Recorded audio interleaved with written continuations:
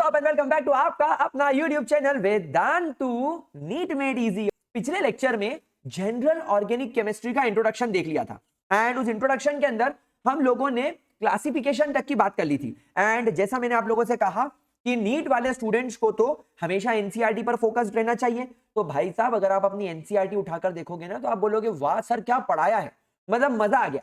तो मेरी ये गारंटी है कि अगर आप नॉर्मल 12th बोर्ड के स्टूडेंट भी हो या 11th क्लास के स्टूडेंट हो तो बेटा तुमको तो मेरे नोट्स के बाद एनसीईआरटी उठा के देखने की जरूरत भी नहीं है।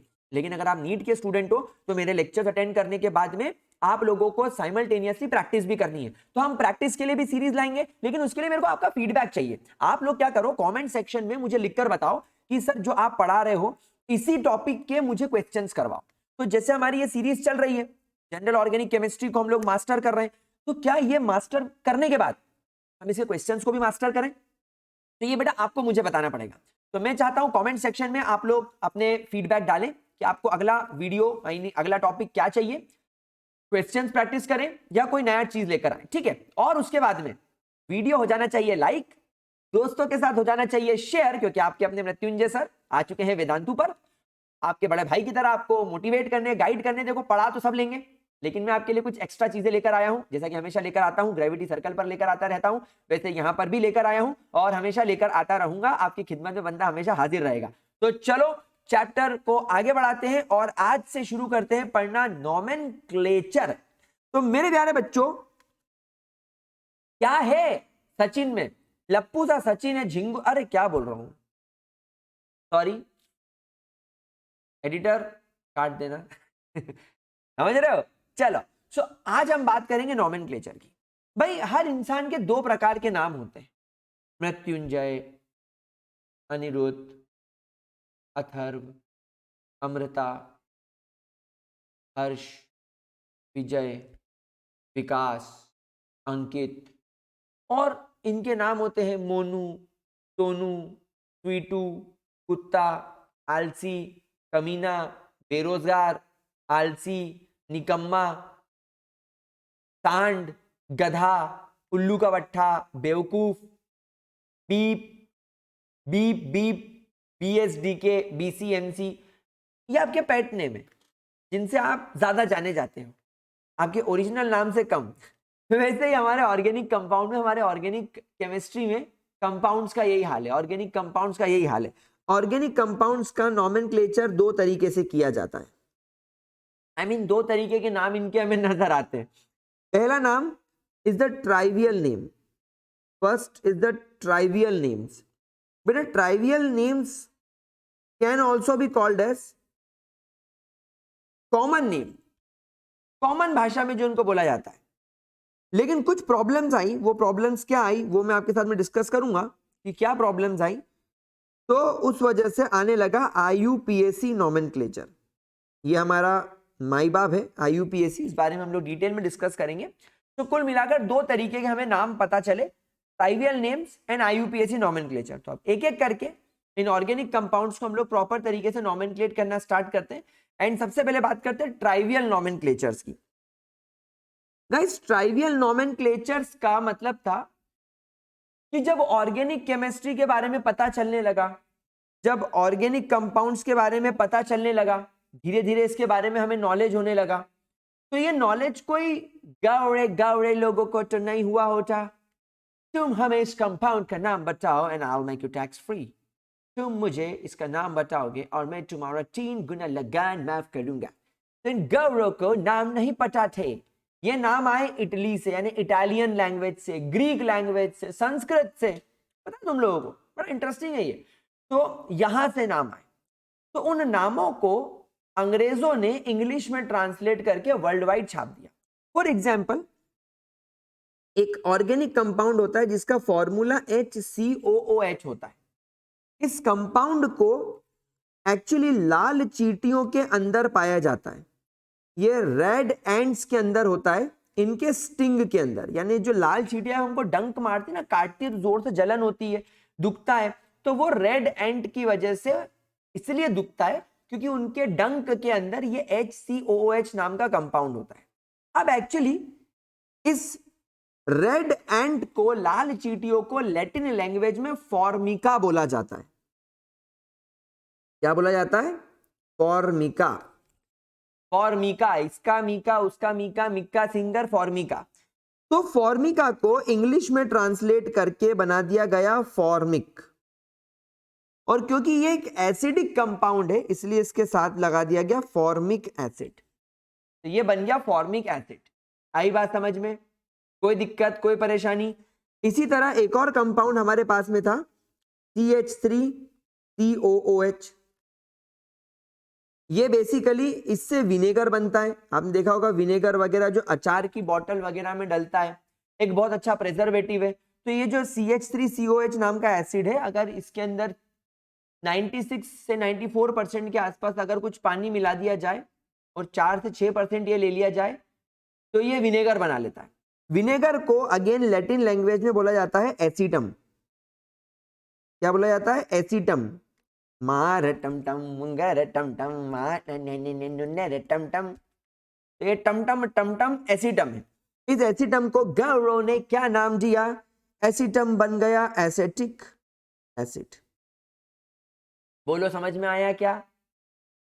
छोटे मगज में आया क्या? जैसे एक कंपाउंड और है CH3 CH2 CH2 COH। इस कंपाउंड की बदबू एकदम सड़े हुए रैंसिड बटर की तरह होती है, सड़ा हुआ बटर। रैंसिड बटर को लैटिन लैंग्वेज में ब्यूटायरम बोला जाता था। आई बात समझ में?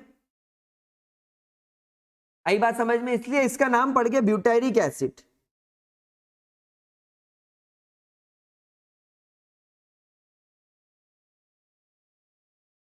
पर अब प्रॉब्लम यह होने लगी, जैसे कि एक कंपाउंड और आता है, आप लोगों ने इसको देखा होगा, पूरी ऑर्गेनिक केमिस्ट्री के बिना अधूरी है, जिसे कॉमन लैंग्वेज में बोला जाता है बेंजीन। तो ये सारे कंपाउंड्स के नाम हम कैसे याद करेंगे भाई? ये तो रैंडम नाम है। हमें अगर किसी ऐसी केमिस्ट्री को पढ़ना है, कुछ ऐसे कंपाउंड्स को नाम देना है जो लाखों की तादाद में है, 10 लाख से भी ज्यादा जिसके कंपाउंड्स आज की तारीख में बन के तैयार हमारे सामने आ चुके हैं, अगर हमें उनके नाम याद करने के लिए बोल दो तो हमारी तो फट के हाथ में आ जाएगी, हमारी साथ पूछते लग जाएंगी। फिर मोदी जी बोलेंगे बेटा तेरा बाप को 1 लाख नाम नहीं याद करोगे तो तुम्हारा पेट्रोल महंगा कर दूंगा। ये कौन सा सस्ता है सालो? समझ में आ रही है बात तुमको? समझ रहे हो? समझ रहे हो? फिर तुम्हारे दादा 10 लाख याद करेंगे, नहीं 1 लाख याद कर लो, बेटा याद कर लेगा 1 लाख, बेटी लाख याद कर लेगी, पत्नी लाख याद कर लेगी, दादी लाख, तो तुम्हारी पूरी फैमिली मिलके भी 10 लाख नाम याद नहीं कर पाएंगे। सबको पेट्रोल महंगा मिलेगा। समझ रहे हो कि नहीं समझ रहे हो हमारा बच्चा? तो इस तरीके से केस हो गया। तो अब हम क्या करें? ये 10 लाख से ऊपर कंपाउंड के नाम हम ऐसे रैंडम तरीके से तो याद कर नहीं पाएंगे, कुछ तो करना पड़ेगा। तो इसके लिए आया फिर हमारा माई बाप IUPAC नॉमेनक्लेचर। यहां पर IUPAC नॉमेनक्लेचर में इसका फुल फॉर्म होता है inter national union of pure and applied chemistry. International union of pure and applied chemistry. ये नॉमेनक्लेचर सिस्टम IUPAC यानी एक ये बोर्ड है, जैसे क्रिकेट का बोर्ड है ना ICC, इंटरनेशनल क्रिकेट काउंसिल, तो वो क्रिकेट को पूरा गाइड करता है। वैसे हमारी केमिस्ट्री के लिए IUPAC एक बोर्ड है जिसमें वर्ल्ड के टॉप क्लास केमिस्ट मिलकर बैठे हैं और वही सारे डिसीजंस लेते हैं। तो यहां पर आया IUPAC नॉमेनक्लेचर। अब IUPAC नॉमेनक्लेचर करना बहुत आसान है भाई। IUPAC ने बोला कि हर कंपाउंड का अपना एक रूट नेम होना चाहिए। रूट नेम के पीछे लगेगा प्राइमरी सफिक्स, फिर प्राइमरी सफिक्स के पीछे लगेगा सेकेंडरी सफिक्स, रूट नेम के आगे लगेगा प्राइमरी प्रीफिक्स और प्राइमरी प्रीफिक्स के आगे लगेगा सेकेंडरी प्रीफिक्स। फॉर एग्जाम्पल मेरा नाम क्या है? मेरा नाम है फॉर एग्जाम्पल मृत्युंजय, तो ये मेरा रूट नेम हो गया, मृत्युंजय मेरा रूट नेम हो गया। अब सफिक्स मतलब मैं कौन सी फैमिली को बिलोंग कर रहा हूं, मैं पंड्या फैमिली को बिलोंग करता हूं, तो मैं हो गया मृत्युंजय पंड्या। लेकिन मेरे को लोग अच्छी नजरों से देखते हैं, बुरी नजरों से देखते हैं, मेरी आदतें क्या हैं, मैं अच्छा हूं, मैं टीचर हूं, मैं बच्चे को पढ़ाता हूं, मैं बच्चों को बहुत प्यार करता हूं, मेरे लाडलो, मेरे बच्चों, मेरे बकुड़ो बोलता हूं। तो जब तुम लोग नीट वीट क्लियर कर लोगे और डॉक्टर बन जाओगे और जब कहीं पर इंटरव्यू दे रहे होगे तो बोलोगे वेदांतु नीट मेड इजी पर मैं मृत्युंजय पंड्या सर से पढ़ता था। मतलब बड़ी इज्जत से तुम मुझे बोल रहे हो सर, बड़ी इज्जत लगा रहे हो, बड़े प्यार से सर बोल रहे हो। अब क्योंकि तुम इतनी इज्जत दे रहे हो तो क्या केवल मेरा नाम सीधे मृत्युंजय पंड्या बोल दोगे, मृत्युंजय बोल दोगे? नहीं, थोड़ा थोड़ा प्यार से थोड़ा बताओ कि भाई मैं क्या हूं, मैं श्रीमान हूं, श्री मृत्युंजय पंड्या सर। हा, मतलब श्री लगाया नाम क्या, थोड़ा सा और इज्जत दी। और मैं डॉक्टर हूं तो मेरा प्रोफेशन भी बता दिया तुमने कि डॉक्टर श्री मृत्युंजय पंड्या सर को मैं स्टेज पर बुलाना चाहूंगा, तो कैसे प्रॉपर तरीके से ये मेरा नॉमेनक्लेचर हो गया। अब ऐसा ही नॉमेनक्लेचर हमको करना है हमारे ऑर्गेनिक कंपाउंड्स का। तो बेसिकली यहां पर जो रूट नेम होता है ये बताता है कि कितने नंबर ऑफ कार्बन है that are present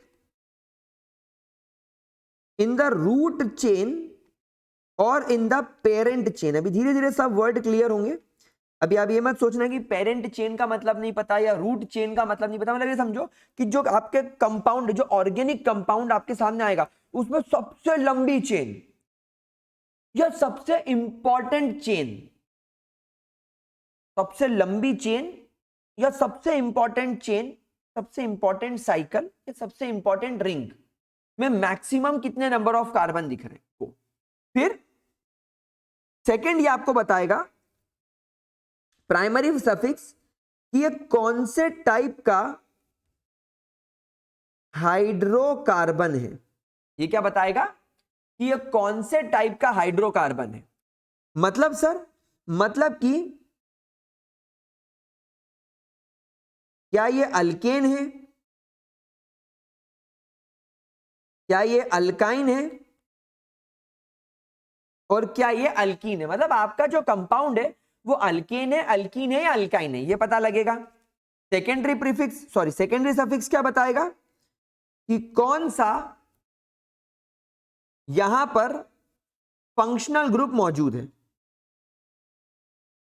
कौन सा फंक्शनल ग्रुप मौजूद है। ये क्या बताएगा, ये बताएगा कि कौन सा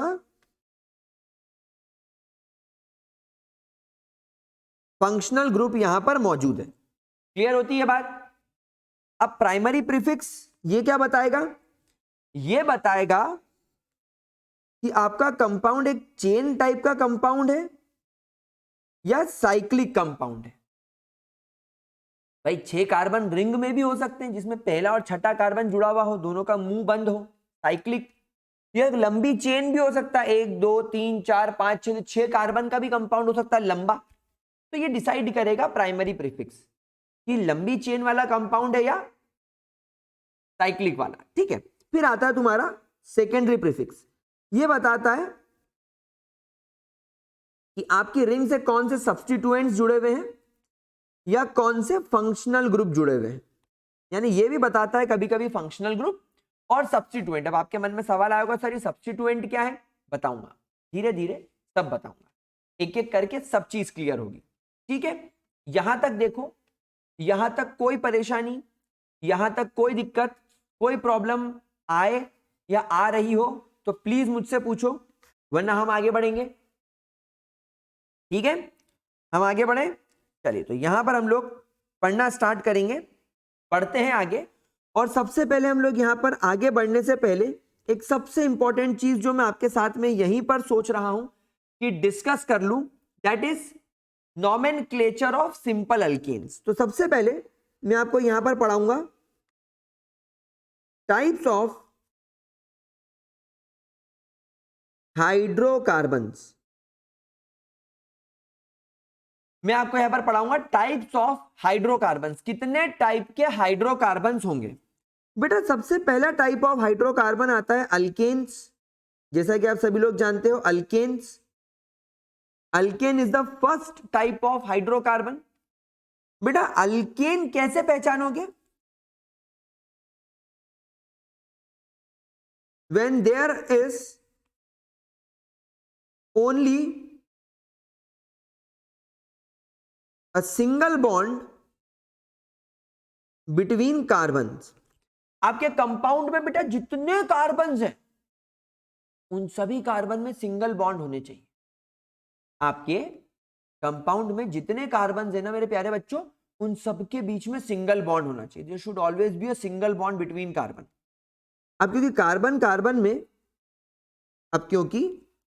कार्बन में केवल और केवल सिंगल बॉन्ड है, मतलब कि ये पूरी तरीके से सैचुरेटेड है, मतलब आप अल्केन्स किसी भी तरीके का बॉन्ड बनाना नहीं चाहते, ठीक है, दे आर सैचुरेटेड। अल्केन्स को पहचानने का फॉर्मूला CnH2n+2 होता है, जहां पर N का मतलब होता है नंबर ऑफ कार्बन। आई बात समझ में? जहां पर N का मतलब क्या होता है मेरे प्यारे बच्चों? Number of carbon. समझ पा रहे हैं इस चीज को? कोई प्रॉब्लम तो नहीं आ रही किसी को? किसी भी तरीके की कोई दिक्कत तो नहीं आ रही है? पक्का? अब सबसे बड़ी बात, जब कभी भी आप अल्केन्स को यानी कि प्राइमरी सफिक्स में लगाएंगे, अल्केन्स को जब आप प्राइमरी सफिक्स में रूट नेम के पीछे लगाएंगे तो इसका सफिक्स क्या यूज करेंगे? तो हम इसका सफिक्स यूज करेंगे ANE। हमारे अल्केन्स का सफिक्स हमेशा क्या यूज होगा? ANE। क्या बात समझ में आई? कोई प्रॉब्लम मेरे प्यारे बच्चों इसके अंदर? आई रिपीट, किसी भी तरीके की कोई भी दिक्कत, कोई भी परेशानी? सिमिलरली अगर आपके पास में अल्कीन आ जाए तो अल्कीन क्या है? when there is at least one double when there is at least one double bond between carbon. भले ही तुम्हारे कंपाउंड में 50 कार्बन हो और सभी के बीच में सिंगल बॉन्ड हो, लेकिन उस 50 कार्बन में से कहीं पर 2 कार्बन्स के बीच में एक डबल बॉन्ड आ जाए तो मेरे को नहीं फर्क पड़ता कि मेरे पास में अगले 48 सिंगल बॉन्ड है। एक गंदी मछली पूरे तालाब को गंदा कर देती है। एक गंदी मछली पूरे तालाब को गंदा कर देती है। तो एक डबल बॉन्ड पूरे कंपाउंड को अल्केन से हटाकर अल्कीन कर देता। एक डबल, समझ में आ रही बात आपको? तो अगर एटलीस्ट एक डबल बॉन्ड भी आ गया बिटवीन कार्बन तो वो क्या बन जाएगा? अल्कीन। अब क्योंकि ये अल्कीन बन गया है तो ये हो जाएगा अनसैचुरेटेड, और अगर ये अनसैचुरेटेड हो गया है तो इसका फॉर्मूला हो जाएगा CnH2n। N is obviously number of carbon, you all know that। इसके लिए अगर आप लोगों को सफिक्स का इस्तेमाल करना है तो बेटा इसके लिए सफिक्स हो जाएगा ENE। इसके लिए सफिक्स हो जाएगा ENE। क्लियर? कोई प्रॉब्लम? तो हम लोग यहां पर जो पूरी की पूरी बात कर रहे हैं वो प्राइमरी सफिक्स को जानने के लिए कर रहे हैं। तो हम लोग पहले प्राइमरी सफिक्स का गेम समझ लें, फिर एक एक करके सारे काम शुरू करेंगे। उसके बाद में अगर हम यहां पर बात करें अबाउट अल्काइन, अगर हम लोग बात करें अल्काइंस की तो बेटा अल्काइंस वो कंपाउंड होते हैं जिनके अंदर एटलीस्ट एक ट्रिपल बॉन्ड होता है, जिनके अंदर मेरे प्यारे बच्चों एटलीस्ट एक ट्रिपल बॉन्ड होता है। At least one triple bond is present in between carbon. यानी अगर आपके कार्बन की बहुत लंबी चेन भी है, अगर आपके कार्बन की बहुत लंबी चेन भी है, कोई फर्क नहीं पड़ता, उसमें डबल बॉन्ड हो सिंगल बॉन्ड हो कोई फर्क नहीं पड़ता। अगर एक ट्रिपल बॉन्ड आ गया, कहीं किन्हीं दो कार्बन के बीच में एक भी ट्रिपल बॉन्ड आ गया, तो वो कंपाउंड चेंज होकर अल्काइन हो जाएगा। ये भी हाईली अनसैचुरेटेड होते हैं। अनसैचुरेटेड का मतलब कार्बन के पास में एटम्स कम है, सिंगल बॉन्ड बनाने के लिए उसको मजबूरी में दो कार्बन के बीच में ट्रिपल बॉन्ड बनाना पड़ रहा है। यहां पर इसका फॉर्मूला हो जाता है CnH2n-2, और इसके लिए अगर आप लोगों को सफिक्स का इस्तेमाल करना है तो इसका सफिक्स हो जाएगा YNE। इसका सफिक्स क्या हो जाएगा मेरे प्यारे बच्चों? YNE। अल्काइंस का सफिक्स हो जाएगा YNE। यहां तक सबको समझ में आ गया? कोई परेशानी, कोई दिक्कत? क्लियर हो गई ये चीज? चलिए, तो अब इतना करने के बाद अब हम लोग स्टार्ट करते हैं स्टडिंग अबाउट रूट नेम्स। ये जो रूट वर्ड होते हैं या ये जो रूट नेम होते हैं, ये कैसे लिखाए जाते हैं, रूट वर्ड या रूट नेम। तो बेसिकली अगर आपके कंपाउंड में केवल एक कार्बन है तो उस एक कार्बन का रूट नेम हो जाएगा मिथ। अगर आपके कंपाउंड में दो कार्बन है तो उसका रूट नेम हो जाएगा इथ, ETH, इथ। अगर आपके कंपाउंड में तीन कार्बन है तो उसका रूट नेम हो जाएगा प्रोप, PROP, प्रोप। अगर आपके कंपाउंड में चार कार्बन है तो उसका रूट नेम हो जाएगा BUT, ब्यूट। अगर आपके कंपाउंड में पांच कार्बन है तो उसका रूट नेम हो जाएगा, जो मैंने नहीं पेन रखी है, दैट इज पेंट। हाँ, मैं चड्डे में रिकॉर्डिंग कर, मेरे पास में इतना पैसा ही नहीं है कि मैं पेंट पहनूं। मैं इतना गरीब हूं कि मेरे को चड्डी में रिकॉर्डिंग करनी पड़ती है। वो तो भला हो वेदांतु का कि मेरे को टी-शर्ट दे दिया, वरना मेरे को तो नंगा नंगा रिकॉर्डिंग करनी पड़ती, तब बहुत व्यूज आते। हाँ, तब बहुत व्यूज आते यार। इमेजिन करो मैं सैलमोन भाई की तरह शर्टलेस आ जाऊं और रिकॉर्डिंग करूं तो बाबा भीड़ लग जाएगी। बोले तो मृत्युंजय सर के आगे कोई बोल सकता है क्या? मृत्युंजय भाई अबे तू जा रे, जमाइला कूतरिया। चलो, C6 छह कार्बन यानी हेक्स, C7 यानी कि हेप्ट, C8 यानी कि ऑक्ट, C9 यानी कि नोन, C10 यानी कि डेक। ज्यादा खुजली होती हो इचगार्ड लगाओ। लेकिन अगर 11 कार्बन है तो 11 कार्बन के लिए अनडेक, 12 कार्बन के लिए डूडेक। ये भी याद कर लो, कोई प्रॉब्लम नहीं, कर लो यार, क्या फर्क पड़ता है। ठीक है, चलो इतना क्लियर हो गया तो मेरे को बताओ। अगर इतना क्लियर हो गया तो मेरे को बताओ, क्या यहां तक आप सभी लोगों को बढ़िया तरीके से समझ में आ रहा है? कोई दिक्कत, कोई परेशानी तो नहीं किसी भी तरीके की? Sure, 100% clear? क्या हम आगे बढ़े? पक्का? तो चलो, तो फिर यहां पर अब हम लोग देखेंगे कि कैसे आप लोग नॉमेनक्लेट करते हो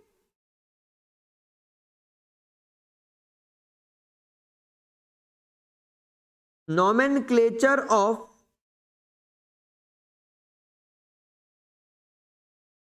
अल्केन्स। नॉमेनक्लेचर ऑफ अल्केन्स, यहां पर अल्केन्स कैसी बात कर रहा हूं मैं? अनब्रांच्ड, यानी कि एकदम सिंपल टाइप के अल्केन्स की, जिनकी ब्रांचिंग ना हो, सिंपल सिंपल लंबी लंबी चेन हो। तो सबसे पहले अगर मेरे पास में कंपाउंड आ रहा है CH4, तब आप मुझे बताओ CH4 में कितने कार्बन दिख रहे हैं? एक कार्बन। तो एक कार्बन के लिए रूट नेम क्या हो जाएगा? मिथ। अब एक बात बताओ, क्या यहां पर डबल और ट्रिपल बॉन्ड की कोई गुंजाइश है? सर आपने सिखाया है कि डबल बॉन्ड और ट्रिपल बॉन्ड हमेशा कार्बन कार्बन के बीच में बनेगा। मतलब 2 कार्बन तो मिनिमम चाहिए, यहाँ तो एक ही कार्बन है, मतलब ये अल्कीन भी नहीं है और अल्काइन भी नहीं है, तो इसको बाय डिफॉल्ट अल्केन्स में रखना पड़ेगा। तो अल्केन्स के लिए रूट नेम के पीछे लगने वाला प्राइमरी सफिक्स है एन, तो therefore this compound will be called as methane. आई बात समझ में? चलो एक एग्जांपल और करके देखते हैं। मान लो तुम्हारे पास में कंपाउंड है CH3। अब इस कंपाउंड को क्या नाम दोगे? इस कंपाउंड के अंदर आप देखो हमारे पास में 2 कार्बन्स है, तो 2 कार्बन्स विल बी इथ प्लस सारे सिंगल बॉन्ड ही है दोनों कार्बन के बीच में, तो इट विल बिकम इथेन। चलो एक एग्जांपल और उठाएं। मान लो यहां पर आपके पास में कंपाउंड है CH3 CH2 CH3। अब यहां पर कितने कार्बन दिख रहे हैं? 3, तो 3 कार्बन विल बी प्रोप और सारे सिंगल बॉन्ड होने के नाते it will become an, propane. चलो आगे बढ़ते हैं। मान लो हमारे पास में 1 कार्बन 2 कार्बन 3 कार्बन 4 कार्बन है, तो 4 कार्बन के लिए रूट नेम क्या हो जाएगा? ब्यूट, और suffix primary suffix will be ane, तो इट विल बिकम ब्यूटेन। अब आपका सबसे फेवरेट कंपाउंड जो शायद आप लोगों ने पहन रखा हो बट मैंने नहीं पहन रखा है, मेरे पास में नहीं है। क्या नहीं है? मेरी पेंट, क्योंकि यहां पर 5 कार्बन है इस कंपाउंड के अंदर, 1 2 3 4 5, तो 5 कार्बन के लिए रूट नेम बन जाएगा पेंट और सिंगल बॉन्ड होने के नाते नाम आ जाएगा ane, it will become pentane. तो आई थिंक आप लोगों को क्लियर हो गया। वैसे ही बन जाएगा 6 कार्बन वाले कंपाउंड के लिए, अगर 6 कार्बन की लंबी चेन है तो हेक्सेन, 7 कार्बन की लंबी चेन है तो हेप्टेन, ऑक्टेन, नोनेन, डेकेन।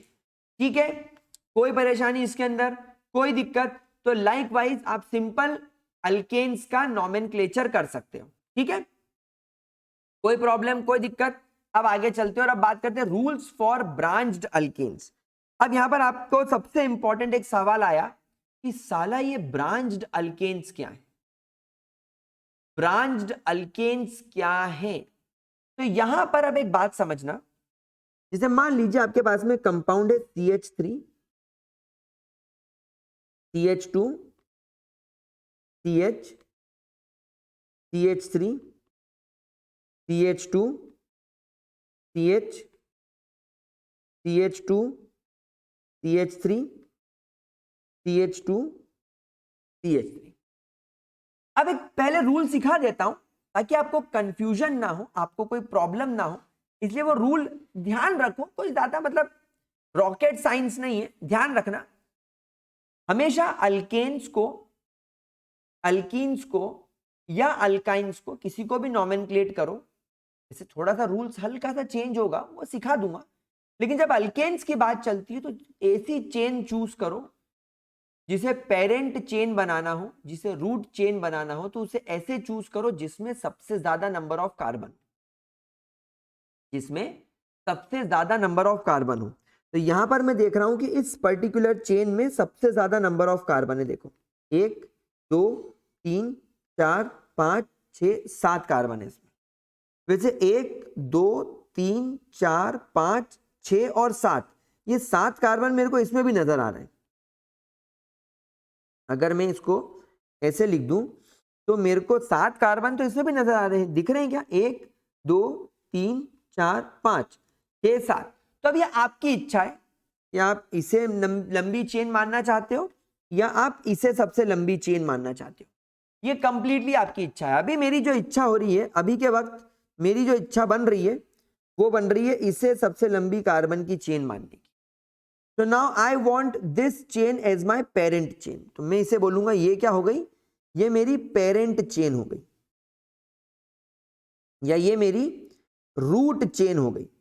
तब आपसे कोई पूछेगा कि बेटा इस कंपाउंड का नाम क्या होगा, तो आप बोलोगे सर इसमें 1 2 3 4 5 6 7 कार्बन की चेन है, इसलिए 7 कार्बन मतलब हेप्ट, और क्योंकि सारे ही कार्बन्स के बीच में मेरे को सिंगल बॉन्ड दिख रहा है इसलिए हेप्ट के आगे मैं लगा दूंगा एन, तो it becomes heptane.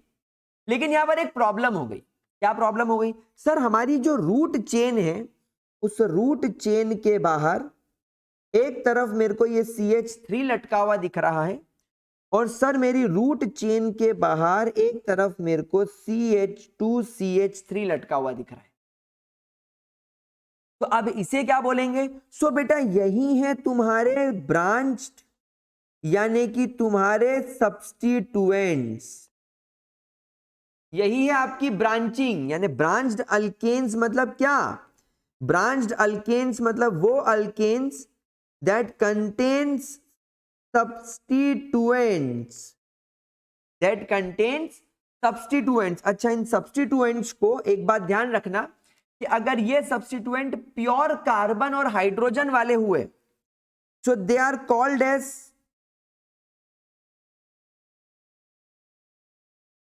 alkyl groups। ऐसे substituents को क्या बोला जाता है? alkyl groups। ध्यान रखना, alkyl groups जो होते हैं they should be, they must be hydrocarbons only.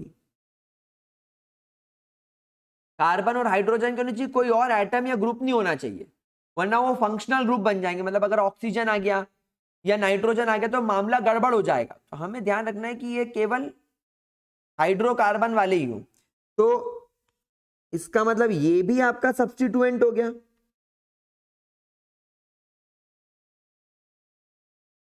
मतलब ये भी आपका एक प्रकार का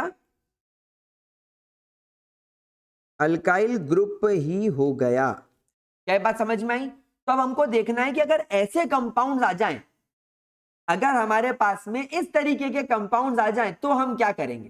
तो आगे बढ़े, चलो। नहीं, मैं ऊपर इसलिए देख रहा था, मेरे को वहां बढ़ना है, मतलब वहां, मतलब समझ रहे हो वाला, नहीं हाइट पे। चलो, तो मेरे प्यारे गुलजारी लालो, हाँ जी, तो हम लोग सब्स्टिट्यूएंट्स तक प्रॉपर तरीके से समझ चुके। किसी को कोई तकलीफ तो नहीं आई, किसी को कोई परेशानी तो नहीं आई? चलिए, अब यहां पर आगे बढ़ने से पहले ना मेरे को आप लोगों को समझाना पड़ेगा अल्काइल ग्रुप्स के बारे में। अल्काइल ग्रुप्स के बारे में, अरे शेरा, अल्काइल ग्रुप्स पढ़ना पड़ेगा। चलो, तो अल्काइल ग्रुप्स के बारे में पढ़ते हैं। बेसिकली बेटा, alkyl groups are your branched substituents. जैसा कि आपने यहां पर देखा, ये एक अल्काइल ग्रुप है, ये एक अल्काइल ग्रुप है। ये बेसिकली सब्स्टिट्यूएंट्स कहलाते हैं और इनका नाम हमें अलग से देना पड़ेगा। मतलब हमें केवल ये बड़ी चेन को देखकर हमने ये तो ऑब्जर्व कर लिया कि इसमें 1 2 3 4 5 6 7 कार्बन है। तो टेक्निकली आपका जो पेरेंट कंपाउंड है, आपका जो पेरेंट कंपाउंड है वो तो बन गया हेप्टेन। लेकिन बेटा हेप्टेन के पास में ये और ये जो सब्स्टिट्यूएंट है, ये जो अल्काइल ग्रुप से, बेटा इनको भी तो नाम देना पड़ेगा। तो इनका नाम देने का तरीका अब मैं आपको सिखाता हूं कि अल्काइल ग्रुप्स क्या होते हैं। सो बेटा basically alkyl groups are denoted by R. Alkyl groups को आप लोग आर से डिनोट करोगे, ठीक है। अब alkyl groups are nothing but they are one hydrogen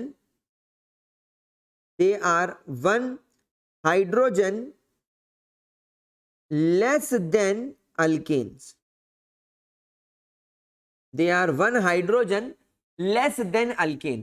यानी अगर आपके पास में एक अल्केन है, यानी CnH2n+2 है, अगर अपने पास में अल्केन है तो इसमें से आप एक हाइड्रोजन माइनस कर दो, तो यहां पर क्या बचेगा? CnH2n+1।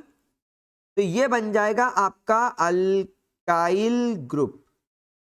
आई बात समझ में? This becomes your alkyl group. समझ में आई बात प्यारे बच्चों? क्या ये बात समझ में आई? This becomes your alkyl group. कोई दिक्कत, कोई परेशानी, कोई भी प्रॉब्लम किसी भी तरीके की? ध्यान से इसको देख लो, पक्का 100% चीज क्लियर होती है। ये देख लो, कोई प्रॉब्लम नहीं आनी चाहिए। अब चलो इसका एक एग्जांपल ले लेते हैं। मान लो अपने पास में यहां पर CH4 है, तो भाई ये तो आपका मीथेन है। अब अगर इस मीथेन में से मैं एक हाइड्रोजन कम कर दूं तो ये बन जाएगा CH3। तो ये बन गया आपका मिथाइल ग्रुप। तो यहां पर आप लोग क्या करेंगे, हमेशा ध्यान रखेंगे कि अल्काइल ग्रुप को नॉमेनक्लेट करने के लिए आप लोगों को इस्तेमाल करना पड़ेगा सफिक्स, एंड ये सफिक्स हो जाएगा आपका YL। ये सफिक्स हो जाएगा मेरे प्यारे बच्चों आपका YL, यानी आप लोगों को सबसे पहले लिखना है रूट नेम, यानी देखना है कि आपके अल्काइल ग्रुप में कितने कार्बन है। जैसे मैंने यहां पर देखा मेरे अल्काइल ग्रुप में केवल एक कार्बन है, और उसके बाद में आपको लगाना पड़ेगा आपका सफिक्स यानी कि YL। तो यहां पर जैसे मैंने देखा कि मेरा रूट नेम मिथ है। क्यों रूट नेम मिथ है? क्योंकि रूट नेम मिथ है क्योंकि इसके पास में केवल एक ही कार्बन है, और सफिक्स हो जाएगा इसका YL, तो इट विल बिकम मिथाइल। अच्छा, अब यहां पर अगर आप देखो CH3 तो ये हो गया आपका इथेन। तो अगर इसमें से आप एक हाइड्रोजन माइनस कर दोगे तो ये बन जाएगा CH3 CH2। अब आप यहां पर ऑब्जर्व कर रहे हो, मैं यहां पर देखो क्या कर रहा हूं, मैंने यहां पर एक बॉन्ड लगाया है, मैंने यहां पर भी एक बॉन्ड लगाया है। अब मैंने यहां पर ये बॉन्ड क्यों लगाया है? यहां पर मैंने बॉन्ड इसलिए लगाया है क्योंकि ये बॉन्ड ही तो शो कर रहा है कि ये आपकी पेरेंट चेन से जुड़ा हुआ है। आपकी पेरेंट चेन से ये वाला मिथाइल ग्रुप जुड़ा हुआ है, ये यही बॉन्ड तो दर्शा रहा है, ये यही बॉन्ड तो शो कर रहा है मेरे प्यारे गुलजारी लालो और हमारा बच्चा। मां शक्ता, क्या तुझे समझ में आया? तो यहां पर देखो ये भी इथाइल है, ये आपका यहां पर पेरेंट चेन से कनेक्टेड है, तो ये वो बॉन्ड है। तो चलो यहां पर इसका नाम देके देखो कितने कार्बन, दो कार्बन, दो कार्बन का रूट नेम इथ, दो कार्बन का रूट नेम इथ, और क्योंकि इसमें अल्केन से एक हाइड्रोजन कम दिख रहा है तो ये अल्काइल ग्रुप है, तो इसका सफिक्स हो जाएगा YL, तो इसका नाम हो जाएगा इथाइल। तो this group will be called as ethyl. वैसे ये आप कुछ भी बना सकते हो, जैसे मान लो CH3 CH2 CH3, ये प्रोपेन है। अब अगर इस प्रोपेन में से आप हाइड्रोजन हटा दोगे तो ये बन जाएगा CH3 CH2 CH2। तो यहां पर तीन कार्बन होगा, तो तीन कार्बन के लिए हो गया प्रोप प्लस YL, प्रोपाइल, तो ये बन गया आपका प्रोपाइल ग्रुप। समझ में आई प्यारे बच्चों? कोई प्रॉब्लम इसके अंदर किसी भी तरीके की? देख लो, देख लो अच्छे तरीके से। तो ये बहुत इजी है, इसको करना हमारे लिए बहुत आसान है, कोई परेशानी वाली बात नहीं है। देखो बेटा, नीट वाले स्टूडेंट्स हैं हम लोग, नीट के अंदर हम एक बात हमेशा ध्यान रखना, कभी भी एनसीईआरटी के बाहर से नहीं आता। मतलब यह है कि अगर आपने एनसीईआरटी पूरी घोट के रख रखी है, पूरी एकदम घोट के पी गए हो, तो बहुत मजा आएगा। लेकिन प्रॉब्लम ये होती है कि हम जब एनसीईआरटी पढ़ते हैं तो हम उसकी लाइन के डिटेल मतलब के अंदर नहीं जाते, हम केवल सुपरफिशियली वो लाइन पढ़ के आगे बढ़ जाते हैं। वो नहीं करना है। अगर आप केवल लाइन पढ़ के आगे बढ़ जाओगे तो मतलब आपने उसका गहरा मतलब नहीं समझा। लड़की तुम्हें कहती है कि वो तुम्हें पसंद करती है,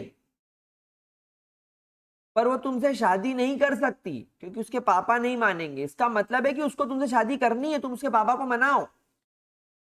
लड़की कहती है she likes you but she don't love you, but she can't love anybody else because she like you, but she don't love you, she love you but not like that boyfriend वाली thing.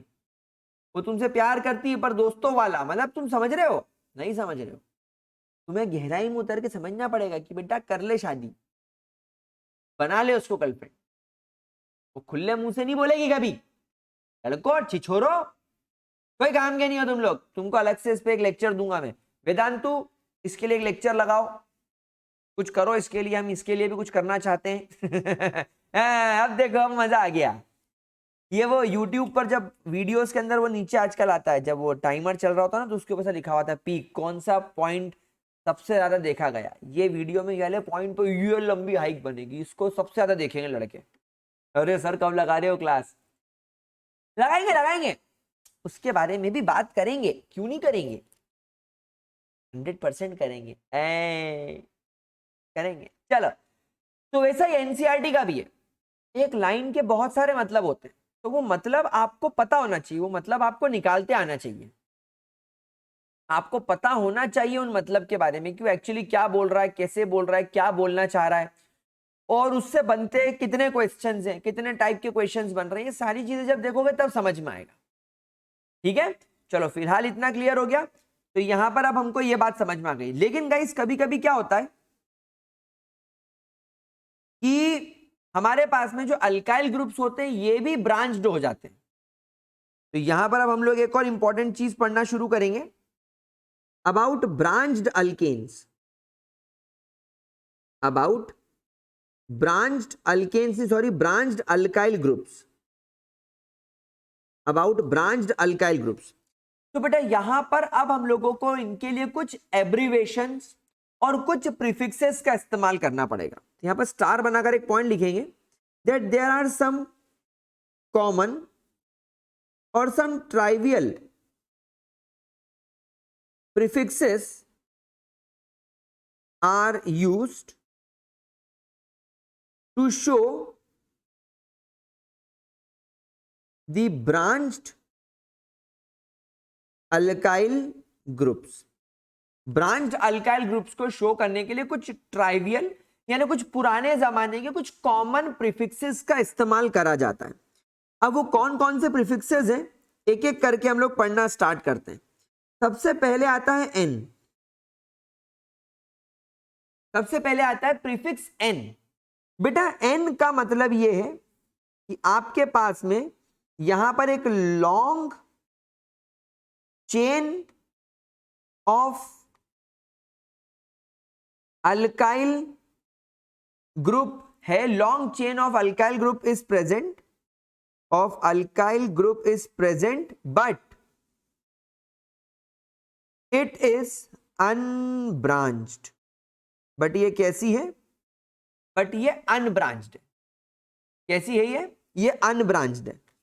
तो इसका अगर मैं आपको example बताऊं तो अच्छा यहां पर एक बहुत इंपॉर्टेंट चीज स्टार बनाकर लिख लो, for it is used for the chains that have 3 or more carbon, यानी 3 या 3 से ज्यादा कार्बन, 3 या 3 से ज्यादा कार्बन अगर किसी चेन में होंगे तो लगेगा एन, वरना नहीं। फॉर एग्जाम्पल यहां पर आप देखो एक ही कार्बन है तो इसके आगे आप एन मिथाइल नहीं लगाओगे, ये मिथाइल ही ठीक है। यहां पर 2 कार्बन है तो आप इसके आगे एन इथाइल नहीं लगाओगे, ये इथाइल ही ठीक है। लेकिन जैसे ही 3 कार्बन वाली चेन आ गई तो अब आपको यहां पर करना पड़ेगा एक काम। तो यहां पर अगर मान लीजिए आपके पास में कंपाउंड है CH3 CH2 CH2, तो अब आपको इस अल्काइल ग्रुप को कैसे नाम करना पड़ेगा बेटा, 3 कार्बन की चेन है तो प्रोपाइल, लेकिन आपको इसके नाम के आगे लगाना पड़ेगा N डैश प्रोपाइल, यानी ये N प्रोपाइल है। तो N प्रोपाइल से मैं समझ पाऊंगा कि बेटा एक लंबी 3 कार्बन की चेन है, इसके अंदर कोई ब्रांचिंग नहीं है, ये पूरी तरीके से अनब्रांच्ड है। जैसे फॉर एग्जांपल आपके पास में आ जाए CH3 CH2 CH2 CH2। अब यहां पर आप देखो 1 2 3 4 कार्बन है तो ये हो जाएगा N ब्यूटाइल। आई बात समझ में? तो इस तरीके से आपको ये नाम देना है। तो ये तो इजी हो गया सर, ठीक है। अब मजा आएगा थोड़ा थोड़ा, अब मजा लेना शुरू करते हैं हम चीज का। अब अगला प्रीफिक्स जो आप लोगों को इस्तेमाल करना है वो आ रहा है आइसो के नाम से, वो आ रहा है आइसो के नाम से। तो बेटा आइसो प्रीफिक्स कब इस्तेमाल करेंगे, ध्यान से सुनेंगे। When to the second last carbon, when to the second last carbon, bracket में लिखेंगे which is connected to, which is connected to the parent chain, यानी हमको वो कार्बन की बात करनी है जो पेरेंट चेन से कनेक्टेड हो। ध्यान से सुनना मेरी बात, मतलब वो कार्बन जो पेरेंट चेन से कनेक्टेड है वो कार्बन सेकेंड लास्ट कार्बन होना चाहिए, वो कार्बन सेकेंड लास्ट कार्बन होना चाहिए। तो when to the second last carbon which is connected to the parent chain have 2 similar methyl group, have two similar methyl group and one hydrogen, then such carbon is called as आइसोकार्बन। तब आप ऐसे carbon को आइसोकार्बन बोलेंगे। देखो मैंने बहुत अच्छे से समझाया इस चीज को, ध्यान से समझने की कोशिश करना। तो मेरे पास में आ गया कार्बन, इस कार्बन के पास में आपको एक हाइड्रोजन नजर आएगा। यहां पर मैंने एक बॉन्ड छोड़ दिया। ऑब्वियसली ये बॉन्ड मैंने इसलिए छोड़ा है कि ये बॉन्ड एक्चुअली आपकी पेरेंट चेन से कनेक्टेड होगा। मतलब यहां पर आपकी बहुत लंबी सी पेरेंट चेन होगी, या यहां पर आपकी ऐसी एक पेरेंट चेन होगी, ठीक है। अब यहां पर इसके एक CH3 आ जाए और यहां पर इसके एक CH3 आ जाए। अच्छा, ये बात मैं कर रहा हूं आपके अल्काइल ग्रुप की। ध्यान रखना, कोई इसको लंबी पेरेंट चेन में नहीं गिनेगा। अगर आपने इसको लंबी पेरेंट चेन में गिन लिया तो मामला खत्म, पैसा हजम। ये आपको कुछ ऐसा नजर आएगा, देखो CH3 CH2 CH2 CH C CH3 CH3 H CH2 CH2 CH3। तब आपने यहां पर ऑब्जर्व करा कि अरे बाप रे, ये मेरी सबसे लंबी कार्बन वाली पेरेंट चेन हो गई। इसमें सबसे ज्यादा कार्बन मुझे दिखाई दे रहे हैं। मुझे इसके अंदर 1 2 3 4 5 6 7 कार्बन दिखाई दे रहे हैं। 1 2 3 4 5 6 ही कार्बन इधर, मतलब नहीं 1 2 3 4 5 6 कार्बन, मतलब ये भी नहीं चूज कर सकता मैं। मतलब यही मेरी पेरेंट चेन है। अब इस पेरेंट चेन में इस कार्बन को देखो, क्या इस कार्बन के पास में एक हाइड्रोजन है? हाँ सर। क्या ये कार्बन के पास में 2 मिथाइल ग्रुप है एक जैसे? हाँ सर। अगर मैं इस कार्बन को नंबर 1 बोलूं तो ये कार्बन नंबर 2 हो जाएगा और ये कार्बन नंबर 3 हो जाएगा। मतलब ये वाला कार्बन मेरा लास्ट कार्बन है, तो लास्ट कार्बन के पहले वाला carbon obviously second last carbon कहलाएगा। या अगर आप चाहें और आप इसे नंबर 1 नाम दे रहे हैं तो इसे नंबर 2 नाम देंगे और इसे नंबर 3 नाम देंगे, तो अब ये वाले केस में ये वाला कार्बन लास्ट कार्बन हो गया। तो अगर ये वाला कार्बन लास्ट कार्बन हो गया तो डेफिनेटली ये वाला कार्बन अभी भी सेकेंड लास्ट कार्बन ही है। तो यहां पर सारी कंडीशंस आइसो वाली फुलफिल हो रही है। मतलब ये कार्बन जो पेरेंट चेन से कनेक्टेड है, इसके पास में एक हाइड्रोजन है, एक जैसे 2 मिथाइल ग्रुप है, और ये वाला कार्बन सेकेंड लास्ट कार्बन भी है। तो कुल मिलाकर कंडीशन ये डेवलप हो गई कि अब ये वाले कार्बन को आप लोग नाम देंगे आइसोकार्बन। आई बात समझ में? कोई परेशानी? तो अब आप इस कंपाउंड को नोमेनक्लेट कैसे करेंगे? तो यहां पर सबसे पहले मैं लिखूंगा आइसो। अब यहां पर मुझे बताओ इसके अंदर कितने कार्बन है? 1 2 और 3 कार्बन। तो 3 कार्बन के लिए क्या वर्ड इस्तेमाल होगा? प्रोपाइल। तो ये हो जाएगा आइसोप्रोपाइल। यहां पर सारे कार्बन गिनने पड़ेंगे, यहां पर सारे कार्बन गिनने पड़ेंगे। एक इंपॉर्टेंट नोट बना के लिख लो, you must count all the carbons which is present in the alkyl group। क्योंकि जब मैं आपको IUPAC नॉमेनक्लेचर कराऊंगा ना, तब थोड़ी सी कंडीशन डिफरेंट हो जाएगी, तो आपको वहां पर कंफ्यूजन ना क्रिएट हो, इसे मैंने पहले ही बोल दिया। तो इसका नाम हो गया आइसोप्रोपाइल। अब आपको समझ में आया? यहां पर ये था एन प्रोपाइल और यहां पर है आइसोप्रोपाइल। तो अब आपको और मुझे समझ में आने लगेगा कि अगर एक लंबी 3 कार्बन की चेन आपकी पेरेंट चेन से जुड़ जाए, ये मान लो आपकी पेरेंट चेन है, और अगर उससे ये जुड़ता है तो मैं उसको सिंपल प्रोपाइल बोलूंगा। लेकिन अगर मेरी लंबी पेरेंट चेन से ये ऐसा होके जुड़ता है, मतलब ये वाला कार्बन नहीं, ये वाला कार्बन नहीं, बल्कि ये बीच वाला कार्बन जुड़ जाता है पेरेंट चेन से, तो ये रहेगा तो अभी भी प्रोपाइल, लेकिन अब ये कैसा प्रोपाइल हो जाएगा? ये हो जाएगा आइसोप्रोपाइल। बोलो हाँ या ना, यस और नो, मेरे प्यारे बकुड़ो, मेरा बच्चा, मेरा देशवासी, मेरा लाडलो, मेरी लाडली बहनों, समझ में आया क्या? आया कि नहीं आया? बहुत बढ़िया। क्या मैं आगे बढ़ूं? बहुत बढ़िया। 250 के बाद अब हम पढ़ने जा रहे हैं लियो लियो लियो लियो लियो, थलपति विजय की मूवी लियो का भाई नियो, नियो की बात करने वाले हैं। तो बड़ा नियो वाले केस में when to the second last kalamunda, I mean carbon, when to the second last carbon, again this carbon is connected, again this carbon is connected to the parent chain. इस बात का ध्यान रखेंगे कि ये carbon parent chain से जुड़ना चाहिए। तो व्हेन टू द कार्बन या when to the second last carbon there are 3 CH3 यानी कि 3 methyl groups are connected, 3 methyl groups are connected and there is no hydrogen, and there is no hydrogen. तो ऐसी condition में आपका compound बन जाएगा neo carbon वाला compound. चलो इसका एग्जांपल देखते हैं। तो फॉर एग्जांपल ये रहा मेरा वो कार्बन जो कि अभी पेरेंट चेन से कनेक्टेड है। तो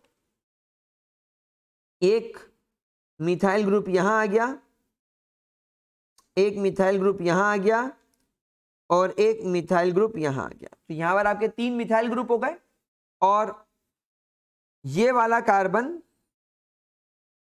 अपनी पेरेंट चेन से कनेक्ट हो गया। तो अब आप लोग इस कार्बन को बोलेंगे neo carbon. This carbon is called as neo carbon. तो अब आप इसका नाम कैसे लिखेंगे? अब आप यहां देखेंगे कि 1 2 3 और 4 कार्बन है। आप पहले यहां पर लिखेंगे नियो और ये 4 कार्बन के लिए वर्ड इस्तेमाल करेंगे ब्यूट और YL। तो ये हो जाएगा आपका neo butyl. It will become neo butyl. अब आप यहां पर ऑब्जर्व करो, सर ब्यूटाइल तो ये भी था, सर ब्यूटाइल तो ये भी था, पर ये एन ब्यूटाइल था। तो अब आपको समझ में आया कि अगर आपके सामने कोई एन ब्यूटाइल बोलता है तो आप समझ जाओगे कि 4 कार्बन लंबी चेन के फॉर्म में है ऐसे, और ये आपकी किसी पेरेंट चेन से कनेक्टेड है ऐसे।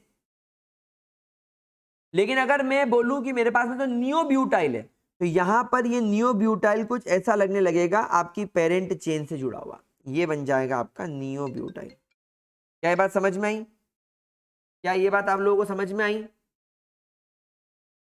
तो ये हो जाएगा आपका नियो ब्यूटाइल। क्या ये चीज अच्छे तरीके से क्लियर होती है? कोई प्रॉब्लम इसके अंदर? कोई दिक्कत? किसी भी तरीके की कोई भी दिक्कत? पक्का? तो आइसो नियो समझ में आ गया। अब आगे बढ़े। अब हम आगे बढ़ते हैं और बात करते हैं एक ऐसी चीज की जो शायद आप पढ़ चुके हो, मैंने पढ़ाया कि नहीं। अय्यो अय्या करूं मैं क्या सुकू सुकू। हाँ, प्राइमरी सेकेंडरी टर्शरी कार्बन मैंने पढ़ा रखा है, ये देखो। अब हम लोग यहां पर सेक और टर्ड के बारे में बात करेंगे, यानी सेकेंडरी और टर्शरी कार्बन के बारे में बात करेंगे। तो मेरे ख्याल से सेकेंडरी और टर्शरी कार्बन के बारे में आपको तो पता ही है थोड़ा थोड़ा, you guys know about that. तो नियो के बाद अब हम लोग यहां पर बात करेंगे फोर्थ चीज के बारे में, दैट इज सेक। ये सेक नाम का प्रीफिक्स कब लगेगा? ये सेक नाम का प्रीफिक्स कब लगेगा? When to the carbon, when to the carbon. अब यहां पर कार्बन कौन सा कार्बन? डेफिनेटली ये वही carbon which is connected to the parent chain, जो कि आपके पेरेंट चेन से कनेक्टेड है, which is connected to the parent chain. So when to the carbon you will observe 2 similar or different alkyl group and 1 hydrogen. So ऐसा carbon बन जाता है secondary carbon. ध्यान से मेरी बात सुनिएगा। लेट से यहां पर एक कार्बन है, इस कार्बन के पास में एक अल्काइल ग्रुप मैंने R लगा दिया, एक अल्काइल ग्रुप मैंने R डैश लगा दिया, और मैंने लगा दिया एक हाइड्रोजन, और ये वाले बॉन्ड से आपकी पेरेंट चेन कनेक्टेड है। ये वाले बॉन्ड से आपकी पेरेंट चेन कनेक्टेड है। अब यहां पर ये जो R है और ये जो R है, ये दोनों अल्काइल ग्रुप्स हैं। तो यहां पर R और R डैश दोनों सेम भी हो सकते हैं, और यहां पर R डैश और R डिफरेंट भी हो सकते हैं। तो ये दोनों अल्काइल ग्रुप सेम टाइप के भी हो सकते हैं, डिफरेंट टाइप के भी हो सकते हैं। चलो एक एग्जांपल लेकर देखते हैं। मान लो यहां पर मेरे कार्बन से एक CH3 कनेक्टेड है, एक हाइड्रोजन कनेक्टेड है, एक CH2 CH3 कनेक्टेड है, और ये कार्बन मेरी पेरेंट चेन से जुड़ा हुआ है। तो यहां पर अब आप देखो, मेरे पास में एक अल्काइल ग्रुप मिथाइल हो गया, एक अल्काइल ग्रुप इथाइल हो गया। मतलब आप देख रहे हो, ये कंपाउंड जो खुद अपने आप में एक अल्काइल ग्रुप है, ये कंपाउंड जो खुद अपने आप में एक अल्काइल ग्रुप है, एक ब्रांच है, एक सब्स्टिट्यूएंट है, जो कि एक पेरेंट चेन से कनेक्टेड है, इसके अंदर भी ब्रांचिंग दिख रही है। मतलब ये कार्बन जो आपके पेरेंट चेन से जुड़ा हुआ है, इसके पास में भी आपको दो अलग अलग ब्रांचिंग दिख रही है। तो ये दोनों जो ग्रुप है अल्काइल ग्रुप, ये डिफरेंट है।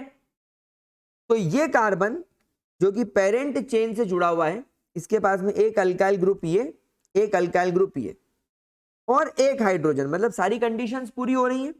कंडीशंस क्या क्या थी कि एक हाइड्रोजन होना चाहिए और दो सिमिलर या डिफरेंट अल्काइल ग्रुप होने चाहिए। तो यहां पर दो डिफरेंट अल्काइल ग्रुप्स हैं, एक हाइड्रोजन है, और ये इस कार्बन से जुड़े हुए हैं जो कि पेरेंट चेन से कनेक्टेड है। तो अब इस कंपाउंड का डेफिनेटली नेचर हो गया सेकेंडरी। ये कार्बन एक सेकेंडरी कार्बन है। No doubt this carbon is your secondary carbon. 100% this carbon is your secondary carbon. ठीक है। अब इसका नाम कैसे लिखेंगे? तो नाम लिखने के लिए सबसे पहले, क्योंकि ये सेकेंडरी कार्बन आइडेंटिफाई हो चुका है, मैं लिखूंगा सेक। अब सेक के बाद मैं काउंट करूंगा कितने कार्बन है। 1 2 3 4, get on the dance floor, boot shake boot shake. तो 1 2 3 4 कार्बन। 4 कार्बन के लिए शेरा क्या इस्तेमाल करेंगे? बोलो शेरा। 4 कार्बन के लिए तो ब्यूटाइल का इस्तेमाल होता है शेरा। तो ये हो जाएगा butyl. So this become secondary butyl. और तेरी ऐसी की तैसी सर, मतलब ब्यूटाइल नियो भी हो सकता है, ब्यूटाइल एन भी हो सकता है, और ब्यूटाइल सेक भी हो सकता है। तो भैया बड़ा इंपॉर्टेंट है ये पढ़ना, ये आइडेंटिफाई करते आना चाहिए। समझ में आ रही बात? अच्छा, सेक के अंदर सेकेंड लास्ट कार्बन वाली जो रूल है वो हट जाती है। वो केवल नियो और आइसो में ही सेकेंड लास्ट कार्बन वाला रूल होता है, बाकी इसमें नहीं होता। चलो एक एग्जांपल और करके देखते हैं। एक एग्जांपल और करके देखते हैं। मान लो तुम्हारे पास में कार्बन है जो पेरेंट चेन से जुड़ रहा है। ये एक हाइड्रोजन लेकर, एक CH3 CH2 लेकर, और एक CH2 CH3 लेकर, यहां बनाने की जगह यहां बनाऊं ज्यादा बेटर है। ये ऐसा रखा हुआ है। तो अब इस कंपाउंड का नॉमेनक्लेचर कैसे करेंगे? तो सबसे पहले मैं देखूंगा कि ये कार्बन पेरेंट चेन से जुड़ा हुआ है। हाँ सर, पेरेंट चेन से जुड़ा हुआ है। ये कार्बन के पास में एक अल्काइल ग्रुप इधर है, CH3 CH2 अल्काइल ग्रुप है। एक अल्काइल ग्रुप इधर है, CH3 CH2। Sir 2 alkyl group हो गए, और एक हाइड्रोजन है।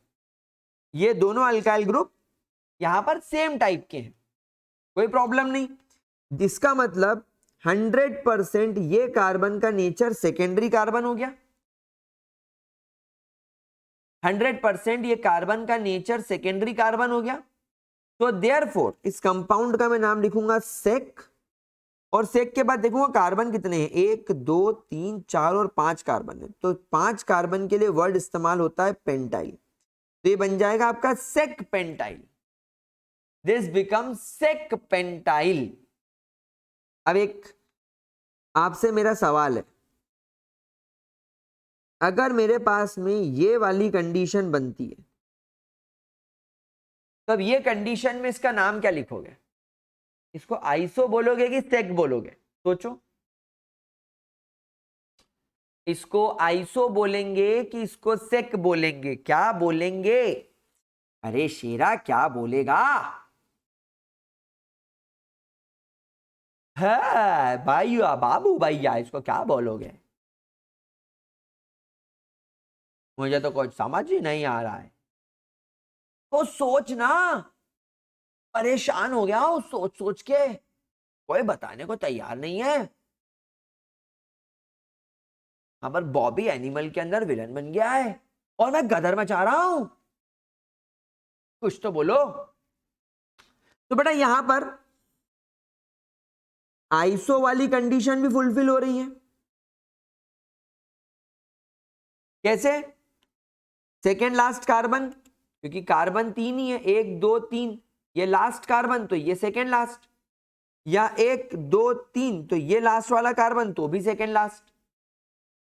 एक हाइड्रोजन और 2 एक जैसे मिथाइल ग्रुप, आइसो के अंदर मिथाइल ग्रुप होना कंपलसरी है, तो ये आइसो भी है। लेकिन एक ऐसा कार्बन जो पेरेंट चेन से कनेक्टेड है, उसके बाद में एक हाइड्रोजन और 2 एक जैसे अल्काइल ग्रुप। अब ये दोनों अल्काइल ग्रुप यहां पर मिथाइल हो गए, तो मैं क्या करूं? अल्काइल ग्रुप तो है, तो बेटा ये सेकेंडरी को भी सेटिस्फाई कर रहा है, ये सेकेंडरी को भी सेटिस्फाई कर रहा है, तो आप यहां पर बोलेंगे that the carbon is secondary carbon. तो इसलिए इसका नाम आइसोप्रोपाइल भी चलेगा और इसका नाम सेकेंडरी प्रोपाइल भी चलेगा। आप इसके दोनों नाम दे सकते हो, इसके हम दोनों नाम दे सकते हैं, हमको कोई प्रॉब्लम नहीं होगी। समझ में आ रही है बात? कोई परेशानी? आगे बढ़े, चलिए। तो ये पर हम लोगों ने चेक कर लिया। चेक के बाद अब यहां पर हम लोग बात करते हैं टर्ट की। टर्ट, टर्ट का मतलब होता है टर्शरी। तो इसके अंदर कंडीशन क्या बनेगी? That when to the carbon, again ये कौन सा कार्बन होगा? ये वो कार्बन होगा which is connected to the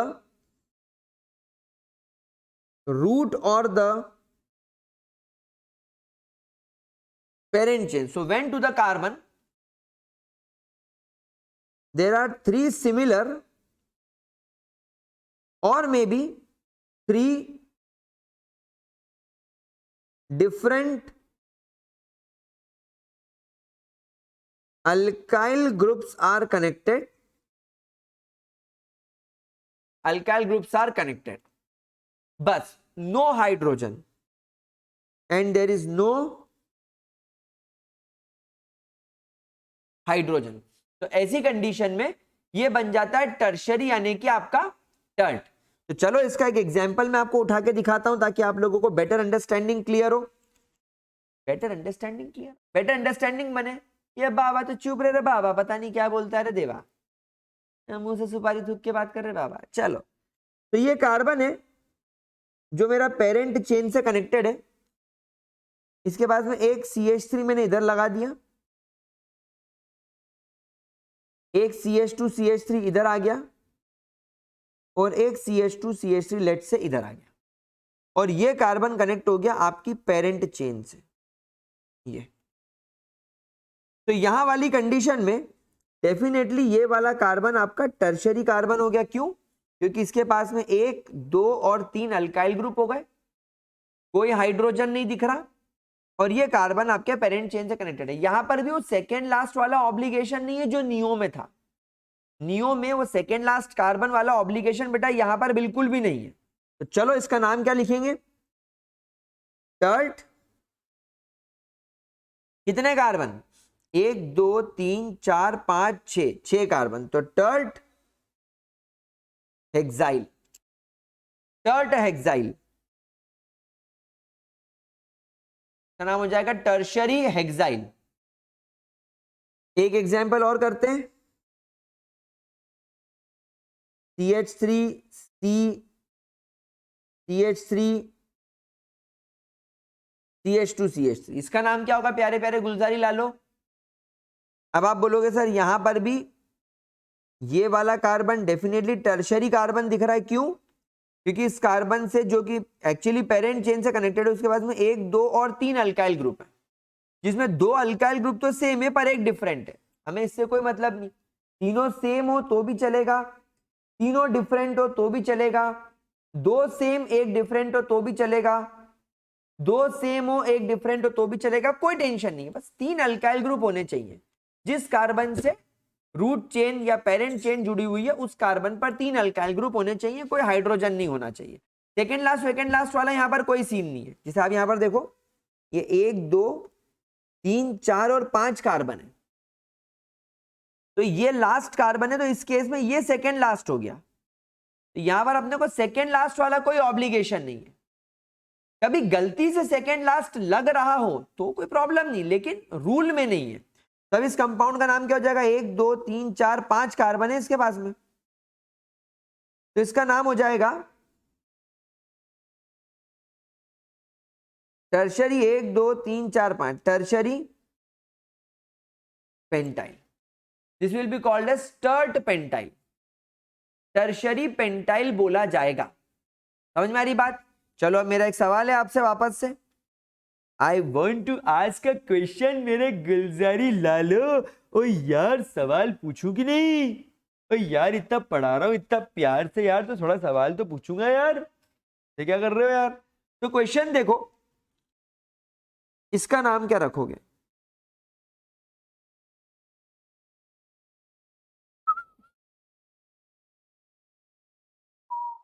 बताओ।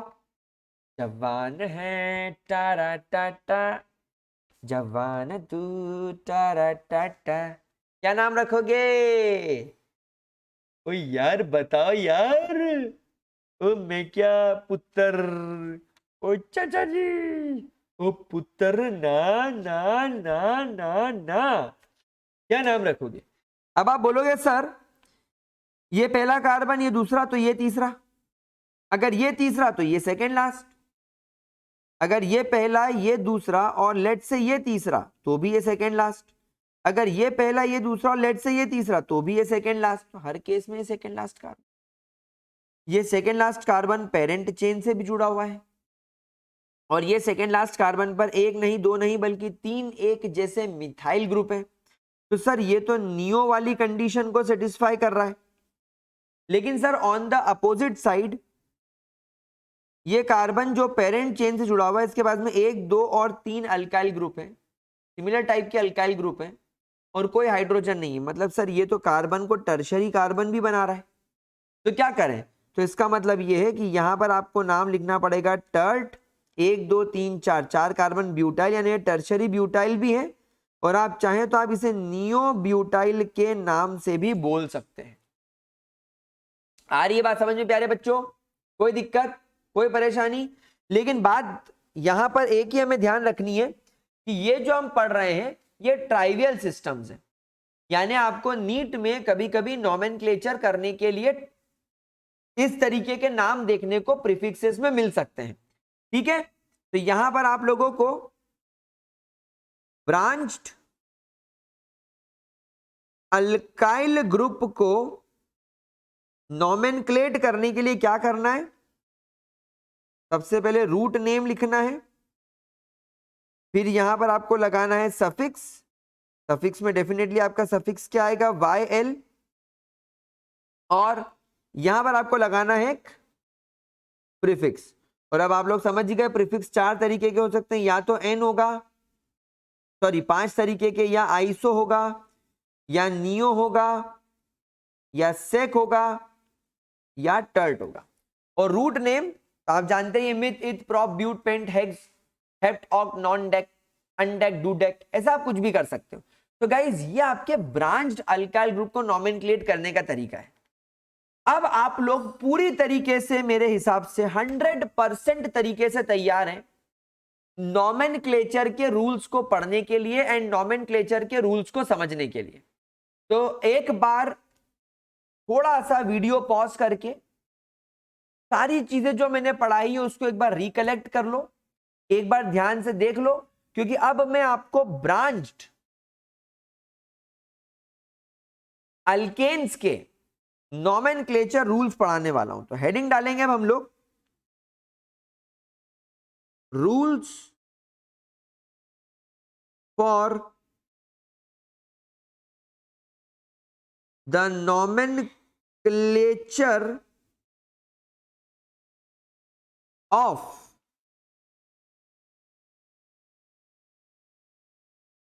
Branched alkanes. अब हम लोग ये चीज स्टार्ट करने वाले, तो एक बार वीडियो पॉज करके एक ब्रेक ले लो, फिर आगे बढ़ते हैं। ठीक है, बढ़ जाए आगे। कोई प्रॉब्लम किसी को, कोई तकलीफ? यहां तक देखो बहुत बेसिक लेवल से पढ़ा रहा हूं, मतलब अगर तुम लोगों ने कुछ भी नहीं पढ़ा होगा ना तो भी सब कुछ क्लियर हो जाएगा। ठीक है, चलिए तो अब हम लोग हमारे IUPAC नॉमेनक्लेचर के रूल्स की तरफ चलते हैं। एंड मेरे प्यारे गुलजारी लालो, ओ मेरे गुलजारी लाल, और सबसे पहला रूल जो तुम्हारे सामने आ रहा है वो उसका नाम है लॉन्गेस्ट चेन रूल। सबसे पहला rule is longest chain rule. सबसे पहला एंड सबसे important rule is the longest chain rule. मैं कुछ एग्जांपल्स मैंने यहां पर लिख रखे अपने पास में, और मैं वही एग्जांपल्स आपको करवाऊंगा ताकि मुझे फटाफट से आप लोगों को सटीक चीजें पढ़ाने के लिए मिल जाए। तो मैंने जो पहला एग्जांपल लिखा था वो देखो मैं आपके सामने लिख रहा हूं, CH3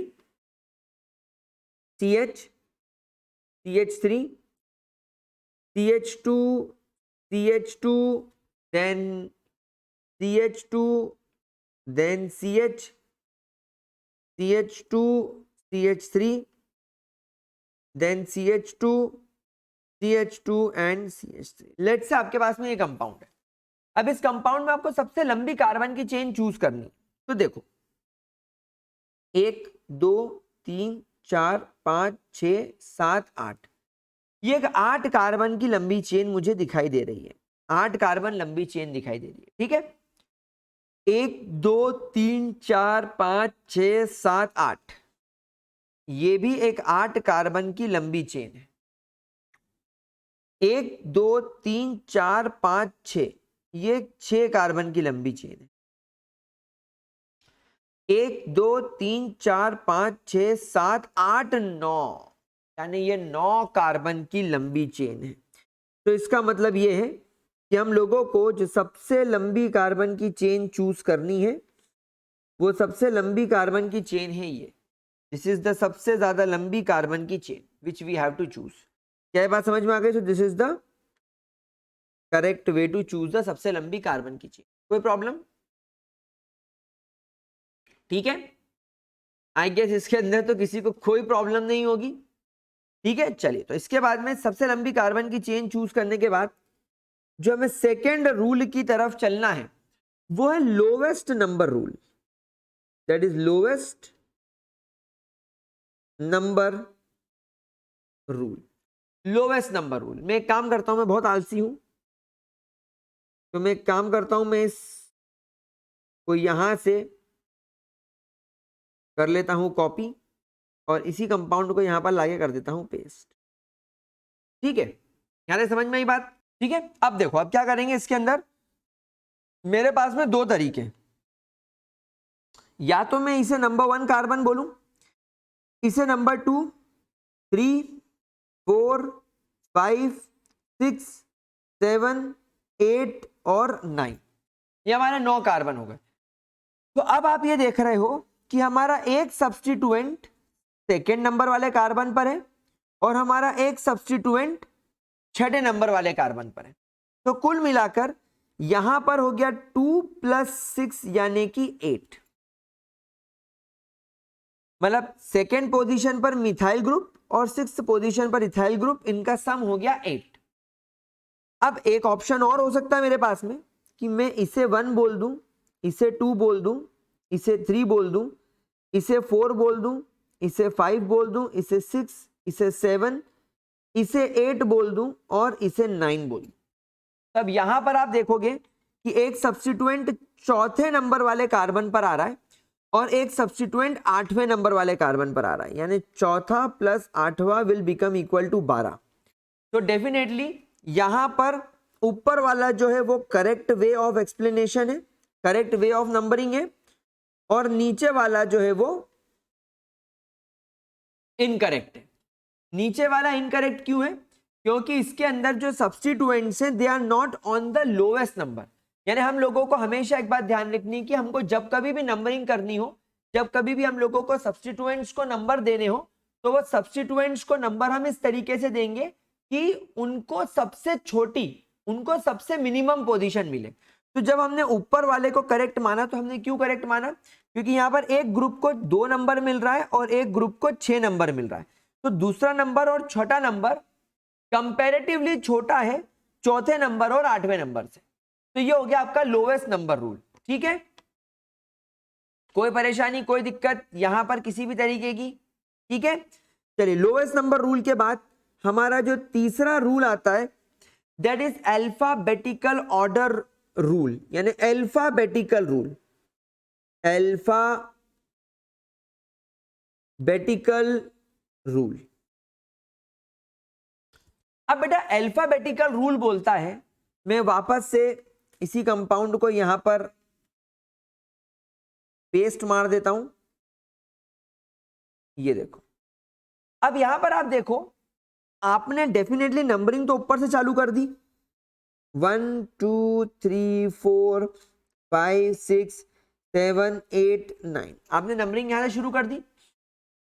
अब आप देख रहे हो कि यहां पर एक सब्स्टिट्यूएंट तो मिथाइल है और एक सब्स्टिट्यूएंट यहां पर इथाइल है। भाई 2 कार्बन वाला सब्स्टिट्यूएंट इज इथाइल और एक कार्बन वाला सब्स्टिट्यूएंट इज मिथाइल। अब आप खुद देखते हो कि मिथाइल स्टार्ट्स विथ M और इथाइल स्टार्ट्स विथ E, तो अल्फाबेटिकली तो इथाइल पहले आ रहा है। तो हमेशा ध्यान रखना, जब आप इसका नॉमेनक्लेचर करोगे तो आप वो सब्स्टिट्यूएंट को पहले लिखोगे जो अल्फाबेटिकली पहले आ रहा है, उसको नहीं जो न्यूमेरिकली पहले आ रहा है। नंबर जिसको छोटा मिले उससे हमें कोई लेना देना नहीं है, हमें लेना देना है किससे? वो सब्स्टिट्यूएंट से जो अल्फाबेटिकली पहले आ रहा है। तो इसका नाम कैसे लिखेंगे? हम इसका नाम लिखेंगे 6 के बाद लगाएंगे डैश, फिर लिखेंगे इथाइल, इथाइल के बाद लगाएंगे डैश, फिर लगाएंगे 2, फिर लगाएंगे 2, फिर लगाएंगे मिथाइल, और क्योंकि ये 9 कार्बन की चेन है इसलिए इसका नाम हो जाएगा नोनेन, क्योंकि सारे सिंगल बॉन्ड है। ठीक है, क्या ये बात आप लोगों को समझ में आ रही है? क्या ये अल्फाबेटिकल ऑर्डर वाला पार्ट आपको अच्छे तरीके से क्लियर हो गया? क्या इसके अंदर किसी भी तरीके की कोई भी दिक्कत? क्या ये 3 रूल बहुत ही ज्यादा अच्छे तरीके से हम लोगों को क्लियर हो रहे हैं? एक बार जरा ध्यान से इसे देख लो। चलिए क्वेश्चन फिर करके देखते हैं। मान लीजिए आपके पास में कंपाउंड है CH3, CH, CH3, CH2, CH, CH2, CH3, CH2 and CH3। चलिए इसका नॉमेनक्लेचर करो, चलो इसका नॉमेनक्लेचर करो प्यारे बच्चों फटाफट से। कैसे इसको नॉमेनक्लेट करोगे?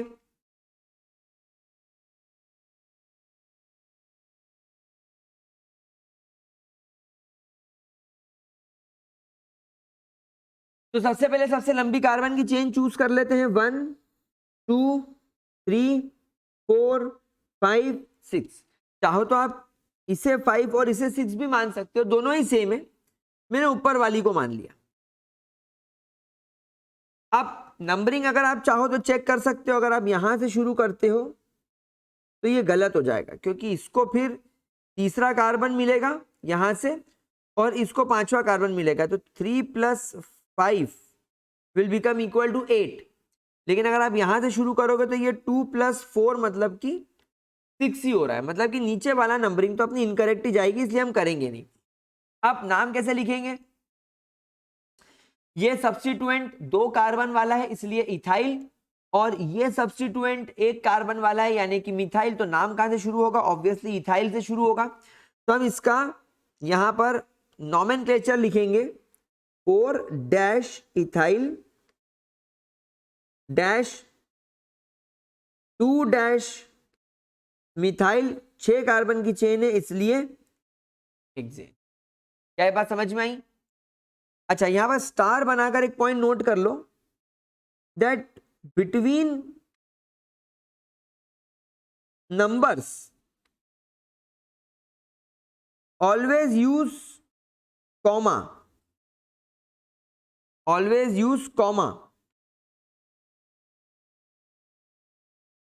and between numbers and alphabet use a dash। आई बात समझ में? क्या ये बात समझ में आई? जैसे यहां पर आप देखो मेरे पास में एक नंबर है 4 और फिर एक अल्फाबेट आ रहा है ई, तो 4 और ई के बीच में मैंने डैश लगाया। आई बात समझ में? कोई परेशानी इसके अंदर, कोई दिक्कत? तो रूल नंबर 3 अल्फाबेटिकल ऑर्डर वाला रूल क्लियर हो गया। तीसरा रूल क्लियर हो गया। चलिए, तो तीसरा रूल क्लियर करने के बाद अब हम लोग हमारे चौथे रूल की तरफ चलते हैं, that when more than one type of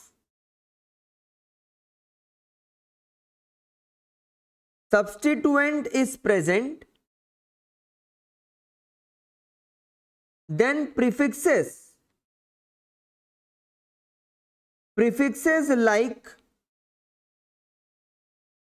di, prefixes like tri, prefixes like tetra, prefixes like penta, prefixes like hexa, etc. are used। भाई डाई इज फॉर 2, आप सभी लोग जानते हैं डाई 2 के लिए इस्तेमाल होगा, ट्राई 3 के लिए इस्तेमाल होगा, टेट्रा 4 के लिए इस्तेमाल होगा, पेंटा 5 के लिए इस्तेमाल होगा, हेक्सा 6 के लिए इस्तेमाल होगा। लेकिन इसको लिखेंगे कैसे, वो मैं अब आपको एक एग्जाम्पल के साथ में सिखाता हूं, ताकि आपको बेटर अंडरस्टैंडिंग डेवलप हो जाए। वैसे तो तुम सब लोगों को ये बेसिक रूल्स तो आते होंगे, ये मेरी गारंटी है, आते ही होंगे, ये बात तो 100% श्योर है, आते हैं ना। चलो, तो इसको अपन करके देखते हैं। तो यहां पर लेट से मेरे पास में एक एग्जांपल है, मैं बहुत सारे एग्जांपल निकाल के लाया हूं, इससे मैं सब देख देख के आपको लिखवाऊंगा बढ़िया वाले। तो CH3 CH CH3 CH2 CH2 C CH3 CH3 CH3, चलो ये आपके पास में कंपाउंड है। अब यहां पर इस कंपाउंड में रूल नंबर 1, सबसे लंबी कार्बन की चेन 1 2 3 4 5 6, ये 6 कार्बन की मेरे को लंबी चेन दिख गई। तो ये हो गई मेरी 6 कार्बन की सबसे लंबी चेन, है ना। अब नंबरिंग करने चालू करोगे, अगर इसको 1 बोलोगे तो ये 2 हो जाएगा, ये 3, ये 4, ये 5 और ये 6, मतलब एक मिथाइल दूसरे नंबर वाले कार्बन पे, एक मिथाइल 5वें नंबर वाले कार्बन पर, और एक और मिथाइल वो भी 5वें नंबर वाले कार्बन पर। तो 5 + 5 10 + 2 12, यानी इसका नंबर आ रहा है 12। लेकिन अगर आप इसे 1 बोल के इसे 2 3 4 5 एंड 6 बोल दोगे, तो यहां पर ये और ये 2 मिथाइल दूसरे नंबर वाले कार्बन पर आ गए, और ये वाला मिथाइल अब 5वें नंबर वाले कार्बन पर आ गया। तो 5 + 4 9, यानी यहां से नंबरिंग करने पर 9 आ रहा है। जब आप यहां से नंबरिंग कर रहे हो तो टोटल 9 आ रहा है, लेकिन जब आप यहां से नंबरिंग कर रहे हो तो टोटल 12 आ रहा है। तो छोटा नंबर कौन सा होगा? ये वाला, इसका मतलब ये है कि मेरे को बिना किसी टेंशन के इसे नंबरिंग करनी है 1 2 3 4 5 6। अब नाम कैसे लिखेंगे? अब देखो, आपको यहां पर यह देखना है कि सेकंड नंबर वाले कार्बन पर 2 मिथाइल है, तो यहां पर मैं जो नंबर है उसको तो 2 टाइम्स लिखूंगा, 2 और कॉमा लगा के 2। देखो मैंने यहां पर आपको नोट लिखवाया है कि between numbers you have to use comma, यानी अगर दो नंबर साथ साथ आ रहे हैं जैसे 2,2 तो उनके बीच में कॉमा लगाना जरूरी है। तो मैंने लिखा 2,2,5। मतलब क्या है इस बात का? सेकेंड नंबर वाले कार्बन पर एक मिथाइल, फिर सेकेंड नंबर वाले कार्बन पर एक और मिथाइल, फिर पांचवें नंबर वाले कार्बन पर एक और मिथाइल। इसलिए ये नंबरिंग पोजीशन को शो करती है, सेकेंड सेकेंड फिफ्थ। यानी सेकेंड नंबर वाले कार्बन पर एक मिथाइल है, सेकेंड नंबर वाले कार्बन पर एक मिथाइल है, और पांचवें नंबर वाले कार्बन पर एक मिथाइल है। लेकिन बेटा यहां पर क्या आप लोग मिथाइल मिथाइल मिथाइल 3 बार लिखोगे? क्या आप ऐसा कर सकते थे 2 मिथाइल, फिर 2 मिथाइल, फिर 5 मिथाइल? अगर आप ऐसा लिखोगे तो बड़ा अजीब नहीं लगेगा। इसलिए आईयूपीएससी ने बोला कि केवल उनके नंबर को मेंशन कर दो कि कौन कौन से नंबर पर कितने मिथाइल मौजूद है या कितने सब्स्टिट्यूएंट मौजूद है, लेकिन अब इनके नाम के आगे प्रीफिक्स लगा दो। तो क्योंकि यहां पर आप लोगों को 1 2 और 3 मिथाइल दिख रहे हैं, इसलिए यहां पर आप इस्तेमाल करेंगे ट्राई मिथाइल। अब यहां पर क्या लिखेंगे? Tri methyl. ट्राई मतलब 3 एंड मिथाइल, यानी टोटल 3 मिथाइल है, और टोटल कितने कार्बन की चेन है? 6 कार्बन की चेन है, इसलिए हेक्सेन। तो ये इस कंपाउंड का नाम हो गया, ये इस कंपाउंड का नाम हो गया 2,2,5 ट्राई मिथाइल हेक्सेन। इस तरीके से आपको इसको नॉमेनक्लेट करना है। बहुत इजी होता है, नंबर सबके लिखने कॉमा लगा के, जैसा मैंने आपको सिखाया था, और नंबर और अल्फाबेट के बीच में डैश आता है। और जब कभी भी आप कोई वर्ड लिखते हो, जैसे आपने ट्राई लिखा, फिर आपने मिथाइल लिखा, फिर आपने हेक्सेन लिखा, इनके बीच में आपको कोई गैप नहीं छोड़नी है, कोई गैप इनके बीच में नहीं छूटेगी, इस बात का ध्यान रखना। ठीक है, ये चीज समझ आ रही है अच्छे तरीके से? क्या इनके अंदर कोई भी प्रॉब्लम तो नहीं क्रिएट हो रही है माइंड के अंदर? ध्यान से अच्छे तरीके से देख लो, तभी मजा आएगा। चलो, तो फिर अगर ये आ गया है तो मैं आपको इसका एक क्वेश्चन आई थिंक और कराने की इच्छा रखता हूं।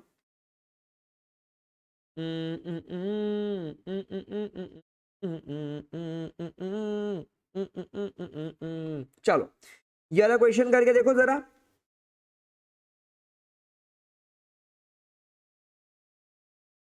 करो ये वाला क्वेश्चन, साथ साथ लिखो बेटा, इधर उधर नहीं देखना है।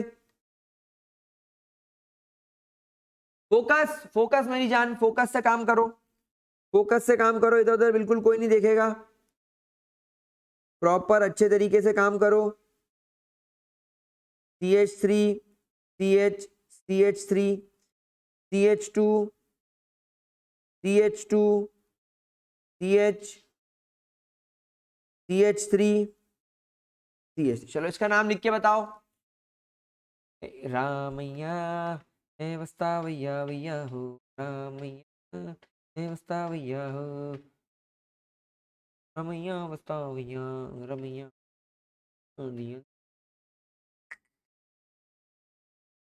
चलो चलो, करके बताओ, करके बताओ मेरा प्यारा बच्चा।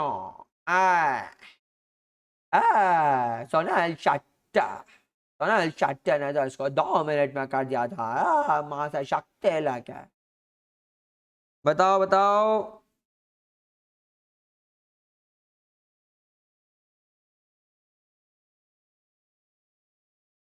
बताऊं मैं? चलो, तो नंबरिंग कहीं से भी करो, कोई फर्क नहीं पड़ रहा है। इसलिए मैं इसको 1 2 3 4 5 6 बोल रहा हूं। 1 2 3 4 5 6, कहीं से भी नंबरिंग करो, कोई फर्क नहीं पड़ रहा है। इधर से एक को 5 मिल रहा है, इधर से शुरू कर रहे हो तो इसको 2 मिल रहा है और इसको 5 मिल रहा है, 7। और इधर से नंबरिंग करोगे तो इसको 2 मिल रहा है, इसको 5 मिल रहा है, तो 2 + 5 ये भी 7। तो कोई टेंशन नहीं, कहीं से भी नंबरिंग करो। लिखेंगे कैसे? 2 लिखेंगे, फिर कॉमा लगाएंगे, फिर लिखेंगे 5, अब लिखेंगे डैश, फिर लगाएंगे वर्ड डाई, फिर लिखेंगे 2 मिथाइल है इसलिए डाई मिथाइल, और 6 कार्बन की चेन है इसलिए हेक्सेन। ठीक है, चलिए अब रूल नंबर 5 की तरफ चलते हैं। अब गाइस रूल नंबर 5 ये बोलता है दैट जो तुम्हारे प्रीफिक्सेस हैं, prefixes like di, tri, tetra, penta, hexa, et cetera. ओ बांगड़ू, ये एक्सेट्रा जो है गुलजारी लाल, ये वो प्रीफिक्स नहीं है। पर चला तुम बोलो सर एक्सेट्रा किसका है? भाई एक्सेट्रा मतलब और भी बहुत सारे। Should not be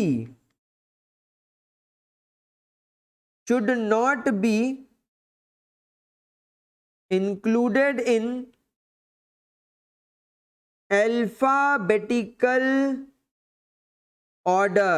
They should not be involved in included in alphabetical order. देखो जैसे एक एग्जांपल मैं आपको करवाता हूं। मान लीजिए अपने पास में यहां पर है CH3, यहां पर मान लीजिए अपने पास में है CH2, यहां पर मान लीजिए अपने पास में है CH2, CH3, मान लीजिए अपने पास में यहां पर है कार्बन CH3, CH3, मान लीजिए अपने पास में यहां पर फिर आ गया CH2, CH2 और CH3। चलिए इसका नॉमेनक्लेचर कैसे करोगे पहले खुद से ट्राई करके देखो, एक बार पहले जरा खुद से ट्राई मार के देखो। करो करो करो बेटा, देखो कोशिश करना पड़ेगी। नीट अगर क्लियर करनी है, नीट का एग्जाम अगर फोड़ना है तो हमें मेहनत करनी पड़ेगी, हमें खुद से ट्राई करना पड़ेगा। अगर हम ये खुद से ट्राई नहीं कर पाए तो हम बाकी चीजों को भी अच्छे तरीके से ट्राई नहीं कर पाएंगे। करो।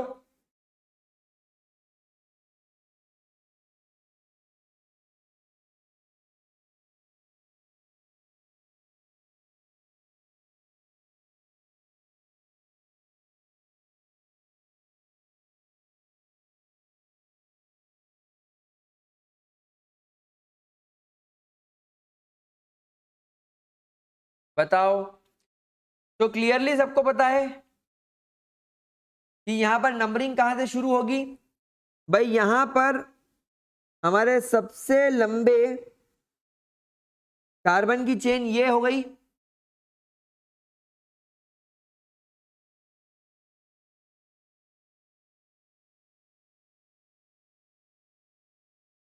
है ना। अब नंबरिंग कहां से शुरू करेंगे? सबसे बड़ा सवाल तो ये आता है। मैं नंबरिंग यहां से शुरू करूंगा बेटा,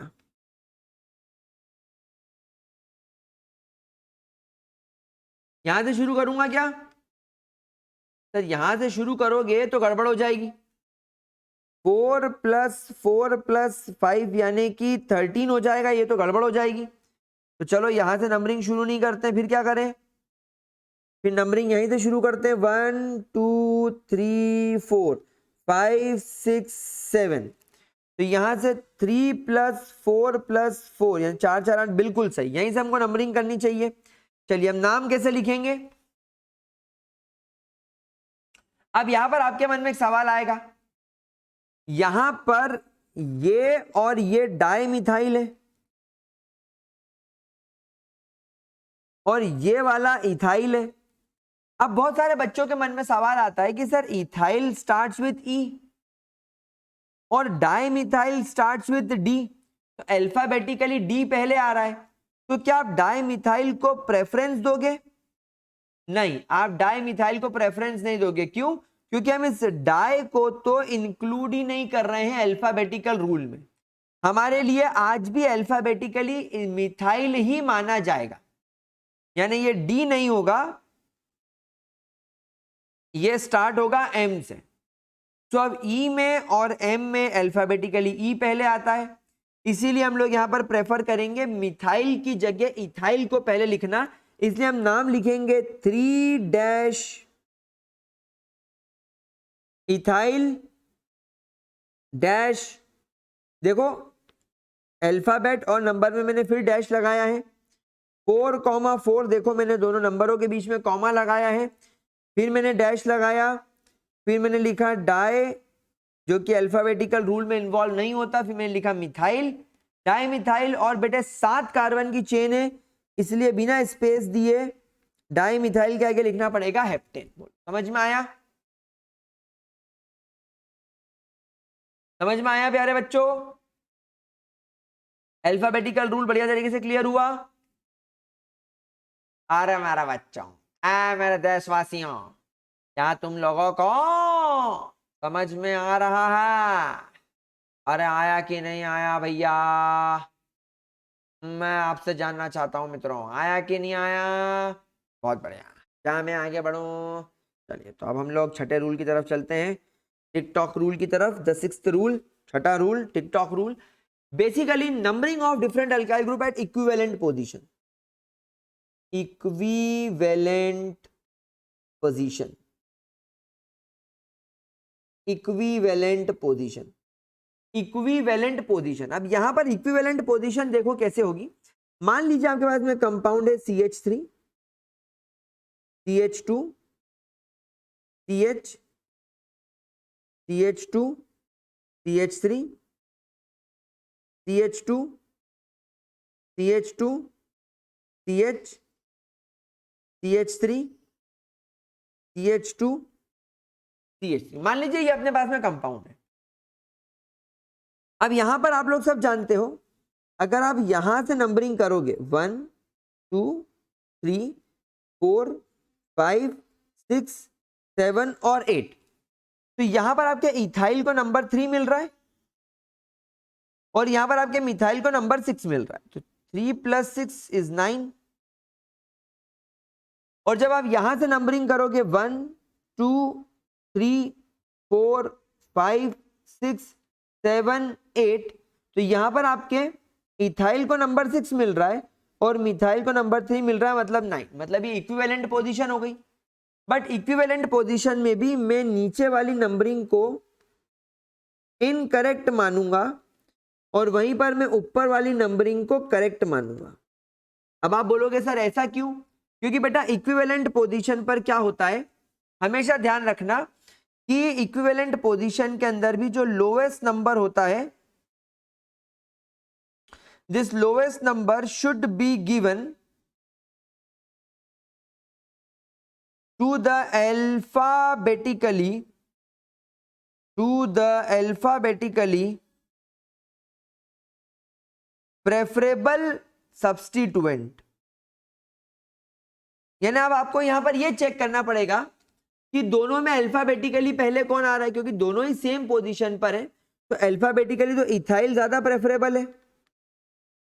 इसीलिए आप लोगों को इथाइल को छोटा नंबर देने के लिए प्रेफर करना है, मिथाइल को ना। मारा बच्चों, वही समझ में आया क्या? गुलजारी लाल बोल भाई, ओ कुछ तो बोल। ओ हाँ, तो इसका नाम क्या हो जाएगा? ओ तीसरे नंबर वाले कार्बन पे ओ इथाइल बल्ले बल्ले बल्ले बल्ले, और छठे नंबर वाले कार्बन पे मिथाइल ओ बल्ले बल्ले बल्ले बल्ले, और 8 कार्बन की चेन है इसलिए ऑक्ट, और सारे सिंगल बॉन्ड है इसलिए ane. It will become 3 ethyl 6 methyl octane. समझ गए? कोई परेशानी, कोई दिक्कत? ठीक है, देख लो एक बार, देख लो अच्छे तरीके से। कोई प्रॉब्लम आ रही हो, कोई गड़बड़ हो रही हो, तो आप मुझसे अभी के अभी पूछ सकते हैं कमेंट सेक्शन के अंदर। आप बेखौफ होके, आप निश्चिंत होकर कमेंट सेक्शन का इस्तेमाल करो। आप कमेंट सेक्शंस में अपने डाउट्स लिखो, मैं उन्हें पक्का सॉल्व करने की कोशिश करूंगा। चलिए, तो इसके बाद हम लोग चलते हैं हमारे 7th रूल की तरफ। 7th rule is for complex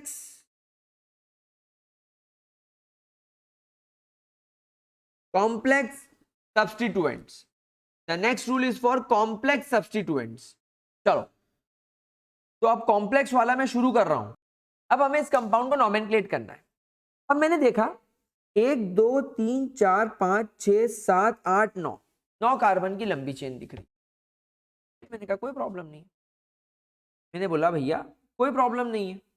फिर मैंने यहां देखा 1 2 3 4 5 6 7 8 9 10। ओ 10 कार्बन की लंबी चेन। इसका मतलब है कि ये मेरा पहला कार्बन, ये मेरा दूसरा, ये मेरा तीसरा, ये मेरा चौथा, ये मेरा पांचवा, छठा, 7 8 9 और 10, ये मेरे 10 कार्बन का एक लंबी चेन हो गई। और मैंने लोएस्ट नंबर रूल भी फॉलो कर लिया। लोएस्ट नंबर रूल कैसे फॉलो करा? इसको सेकेंड कार्बन पर एक सब्स्टिट्यूएंट हो गया, थर्ड कार्बन पर एक सब्स्टिट्यूएंट हो गया, और अब 6 कार्बन पर ये वाला सब्स्टिट्यूएंट हो गया। तो 2 + 2 + 6 यानी कि 6 7 8 9 10 हो गया। अगर आप यहां से नंबरिंग शुरू करते 1 2 3 4, तो ये वाला सब्स्टिट्यूएंट 5वें नंबर वाले कार्बन पर आता 6 7, लेकिन ये 8 और 9 पर आ जाता। तो 5 + 8 + 9 है ना, तो ये तो उल्टा हो गया। तो अब हम लोगों को नंबरिंग ऐसे ही करनी है। इसका मतलब ये हुआ कि ये मेरा पूरा का पूरा एक कॉम्प्लेक्स सब्स्टिट्यूएंट हो गया, एक ब्रांच्ड सब्स्टिट्यूएंट हो गया, एक ब्रांच्ड अल्काइल ग्रुप हो गया एक ब्रांच्ड अल्काइल ग्रुप। लेकिन अब यहां पर प्रॉब्लम ये आ रही है कि ये वाला जो कार्बन है जो हमारी पेरेंट चेन से जुड़ा हुआ है, ये देखो ये हमारी पेरेंट चेन से ये वाला जो कार्बन जुड़ा हुआ है, ये ना आइसो की कैटेगरी में आ रहा है, ना सेक की कैटेगरी में आ रहा है, ना नियो की कैटेगरी में आ रहा है, ना टर्ट की कैटेगरी में आ रहा है। देखो इस कार्बन से 2 हाइड्रोजन जुड़े हुए ये, और यहां पर आपकी पेरेंट चेन जुड़ी हुई है, और फिर इससे एक CH CH3 CH3 ऐसा जुड़ा हुआ है। आ रही बात समझ में? नियो और आइसो में क्या होता है, सेकेंड लास्ट कार्बन होना चाहिए और उससे 2 या 3 मिथाइल होने चाहिए, इससे नहीं हो पा रहा है। ये कार्बन सेकेंड लास्ट कार्बन नहीं, ये फर्स्ट कार्बन है सब्स्टिट्यूएंट का, कैंसल। सेक और टर्ट में इस कार्बन के पास में या तो एक हाइड्रोजन हो या 0 हाइड्रोजन हो, लेकिन यहां पर इसके पास में 2 हाइड्रोजन है, मतलब यहां पर हम आइसो सेक नियो टर्ट भी नहीं लगा सकते। तो फिर हम लोगों को जो IUPAC नॉमेनक्लेचर के रूल्स है वही यहां पर फॉलो करने पड़ेंगे। तो यहां पर मैं देखूंगा कि मेरे पास में 1 2 और 3 कार्बन की सबसे लंबी चेन है, इसीलिए मैं इसे नंबर 1 कार्बन बोलूंगा, इसे नंबर 2 कार्बन बोलूंगा, इसे नंबर 3 कार्बन बोलूंगा। और अब मैं ये देख रहा हूं कि इस ब्रांच्ड एल्काइल ग्रुप के अंदर एक और अल्काइल ग्रुप यहां पर इस तरीके से लगाया गया है, यानी ब्रांचिंग के अंदर ब्रांचिंग। आ गई बात समझ में? आ गई बात समझ में? अब इसको लिखेंगे कैसे? तो देखो बेटा ये दोनों मिथाइल है और ये क्योंकि 3 कार्बन की चेन है 1 2 3, तो इसको प्रोपाइल बोला जाएगा। This will B propyl, this will B propyl. तो और ये इस पर जुड़ा हुआ है मिथाइल, तो इसको बोला जाएगा मिथाइल प्रोपाइल। इसको क्या बोला जाएगा? 2 मिथाइल, क्योंकि सेकेंड नंबर वाले कार्बन पर एक मिथाइल जुड़ा हुआ है और 3 कार्बन की चेन है इसलिए प्रोपाइल। तो 2 मिथाइल प्रोपाइल इसको बोला जाएगा। तो इसमें मिथाइल में M आ रहा है, लेकिन मिथाइल के बाद प्रोपाइल आ रहा है, 2 मिथाइल प्रोपाइल, और ये केवल मिथाइल है तो अल्फाबेटिकली ये पहले आएंगे। इसीलिए अब इस कंपाउंड का हम नॉमेनक्लेचर कैसे करेंगे? देखो मैं लिखूंगा 2,3 डैश डाइमिथाइल डैश। ये देखो आप यहां पर छठे नंबर वाले कार्बन पर ये कॉम्प्लेक्स जुड़ा हुआ है, इसीलिए 6। फिर यहां पर ब्रैकेट लगाना पड़ेगा क्योंकि बिना ब्रैकेट के काम नहीं चलेगा। हम यहां पर लगाएंगे ब्रैकेट और ब्रैकेट के अंदर लिखेंगे 2 डैश मिथाइल प्रोपाइल, फिर ये ब्रैकेट को अपन कर देंगे क्लोज। तो 2 मिथाइल प्रोपाइल इसका नाम हो गया। तो ये 2 मिथाइल प्रोपाइल हमारे छठे नंबर वाले कार्बन पे जुड़ा हुआ है, तो ये 6 2 मिथाइल प्रोपाइल। तो 2,3 डाइमिथाइल 6 डैश 2 मिथाइल प्रोपाइल, और इसमें कितने कार्बन नजर आ रहे हैं? 10, इसलिए इसका नाम हो जाएगा डेकेन। कितना इजी है, कितना बढ़िया है और कितने आराम से हो गया। समझ में आई बात मेरे प्यारे बच्चों? क्या इसके अंदर आप लोगों को कोई भी परेशानी, क्या आपको इसके अंदर कोई भी दिक्कत, कोई भी इशू? मैं एक क्वेश्चन फिर आपको करने के लिए देता हूं, जरा इसको एक बार ध्यान से ऑब्जर्व कर लो। चलो बहुत बढ़िया, तो फिर हम लोग एक क्वेश्चन और लगा के देखते हैं कि आप लोग इसे कर पाते हो कि नहीं। तो इसको सॉल्व करके देखो। इस कंपाउंड का नॉमेनक्लेचर मुझे करके बताओ।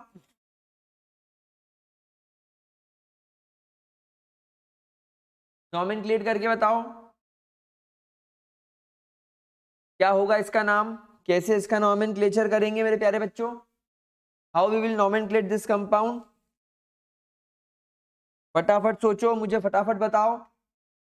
सबसे पहले लंबी कार्बन की चेन चूज करेंगे। तो सबसे लंबी कार्बन की चेन तो मुझे ये नजर आ रही है। मुझे इसके अंदर 9 कार्बन नजर आ रहे हैं। 1 2 3 4 5 6 7 8 9। अच्छा, इसमें नंबरिंग यहां से शुरू करो या यहां से शुरू करो? 1 2 3 4 5 दोनों ही जगह से 5वां कार्बन आ रहा है, तो ये 9 कार्बन की चेन हो गई। अच्छा, आप ट्राई करो 1 2 3 4 5 6 7 8, तो ये तो 8 कार्बन की चेन हो रही है, मतलब नहीं। 1 2 3 4 5 6 7 8 ये भी 8 कार्बन की चेन हो रही है, तो कोई मतलब ही नहीं, मतलब वो सबसे लंबी कार्बन की चेन है। इसका मतलब क्या हो गया बाबू भैया? गोलमाल है भाई, सब गोलमाल है। टुणु टुणु, ये सब्स्टिट्यूएंट हो गया, वो भी कौन सा? कॉम्प्लेक्स वाला। अब आप देख लो कि वो कार्बन जो आपकी पेरेंट चेन से जुड़ा हुआ है, उसके पास में क्लियरली मुझे 2 हाइड्रोजन नजर आ रहे हैं। मतलब क्या ये नियो कैटेगरी में आएगा? नहीं। क्या ये टर्ट कैटेगरी में आएगा? नहीं। क्या ये स्टेक कैटेगरी में नहीं आएगा? और ये आइसो कैटेगरी में भी नहीं आएगा, और ये एन की कैटेगरी में नहीं आएगा, क्योंकि नियो और टर्ट के लिए इस कार्बन के पास में 3 अल्काइल ग्रुप होने चाहिए, सेक और आइसो में 2 होने चाहिए, लेकिन नहीं। तो अब यहां पर हम इसको फिर आईयूपीएसी नॉमेनक्लेचर के रूल से ही फॉलो करके सॉल्व करेंगे। हम बोलेंगे ये पहला कार्बन, सब्स्टिट्यूएंट में ये दूसरा कार्बन, और लेट से ये तीसरा कार्बन। तो दूसरे कार्बन से एक मिथाइल इधर और एक मिथाइल ये इधर जुड़ा हुआ है। आ गई बात समझ में प्यारे बच्चों? तो अब हम इसका नाम लिखना स्टार्ट करेंगे। हम लिखेंगे 5 डैश ब्रैकेट। क्यों? क्योंकि 5वें नंबर वाले कार्बन पर ये पूरा सब्स्टिट्यूएंट जुड़ा हुआ है ना आप लोगों का, इसलिए। अब 5 डैश, फिर मैं ब्रैकेट में लिखूंगा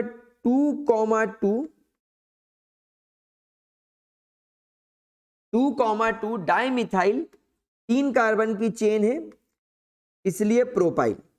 जैसा किया मैंने, 3 कार्बन की चेन है इसलिए प्रोपाइल, और सेकंड नंबर वाले कार्बन पर 2 मिथाइल है इसलिए डाइमिथाइल, और दूसरे नंबर वाले कार्बन पर है। और ये पूरा का पूरा, यानी ये पूरा का पूरा किस पर जुड़ा हुआ है? 5वें नंबर वाले कार्बन पर। तो 5-2,2 डाइमिथाइल प्रोपाइल, 9 कार्बन की चेन है इसलिए नोनेन। तो ये इस तरीके से आप लोग इन ब्रांच्ड कंपाउंड को भी नॉमेनक्लेट कर सकते हो बिना किसी परेशानी के। समझ में आ गया अच्छे तरीके से?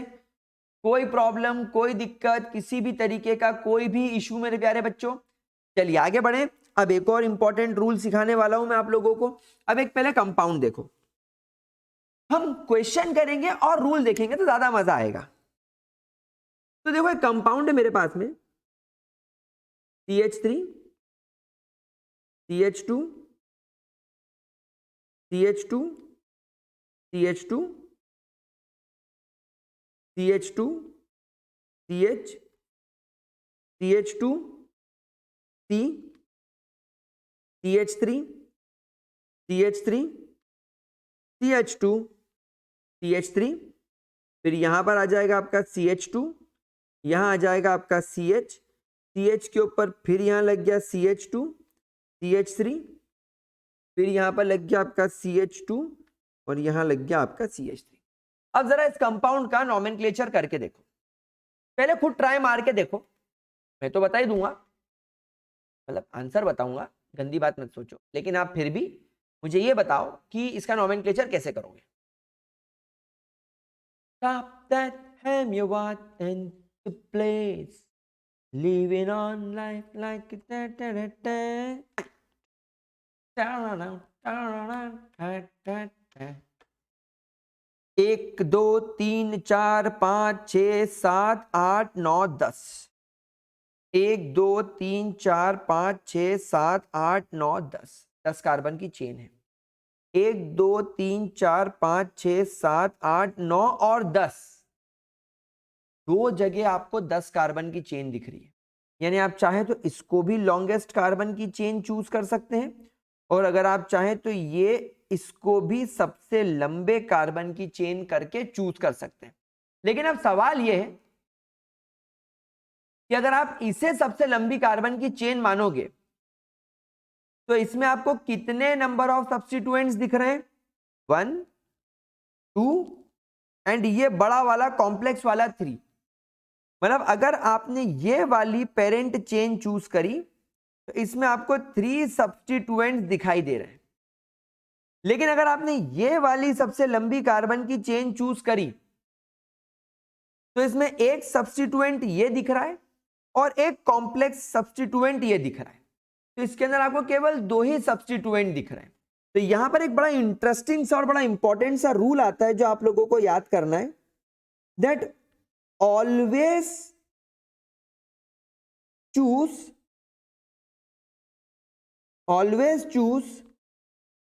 the parent chain with the most number of substituent, जिसमें सबसे ज्यादा सब्स्टिट्यूएंट हो। और यहां पर ध्यान रखना, ये सिर्फ तब हो पाएगा in case when you have equal number of carbon in multiple chains. यानी आपके इसमें मल्टीपल चेन्स बन रही थी, एक चेन ये बन रही है, फिर एक चेन ये वाली बन रही है, फिर एक चेन ये वाली बन रही है। तो यहां पर मल्टीपल चेन्स हैं, तो मल्टीपल चेन में से केवल वो चेन चूज करनी है जिसके अंदर ज्यादा सब्स्टिट्यूएंट हो। और लोवेस्ट नंबर रूल के हिसाब से मैं नंबरिंग यहां से शुरू करूंगा ताकि मेरे तीसरे नंबर वाले कार्बन को एक सब्स्टिट्यूएंट ये और एक सब्स्टिट्यूएंट ये मिल जाए, देन 4 5 और पांचवें नंबर वाले कार्बन को ये कॉम्प्लेक्स वाला सब्स्टिट्यूएंट मिल जाए, देन 6 7 8 9 एंड 10। तो लोएस्ट नंबर रूल मैंने फॉलो करा, मैंने लॉन्गेस्ट चेन रूल फॉलो करा। अब मैं यहां पर इनके नाम देखता हूं। भाई ये दोनों तो एम से स्टार्ट होने वाले मिथाइल है, मेरे को तो कोई प्रॉब्लम नहीं। लेकिन मेरे प्यारे बच्चों, इसमें 1 2 3 और 4 कार्बन है, तो 4 कार्बन इस ब्यूटाइल। और क्योंकि मैं इसे नंबर 1 कार्बन बोलूंगा क्योंकि ये पेरेंट चेन से जुड़ा हुआ है, इसको 2 इसको 3 और इसको 4, तो सेकेंड नंबर वाले कार्बन पर भी एक इथाइल जुड़ा हुआ है।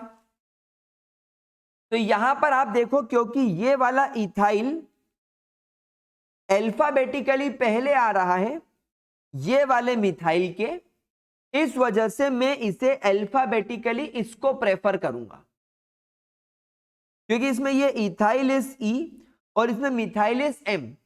तो इसका नाम इथाइल ब्यूटाइल होगा एंड इथाइल स्टार्ट्स विद ई, तो ये अल्फाबेटिकली प्रेफरेंस पर आएगा। तो इसका नाम हम कैसे लिखेंगे?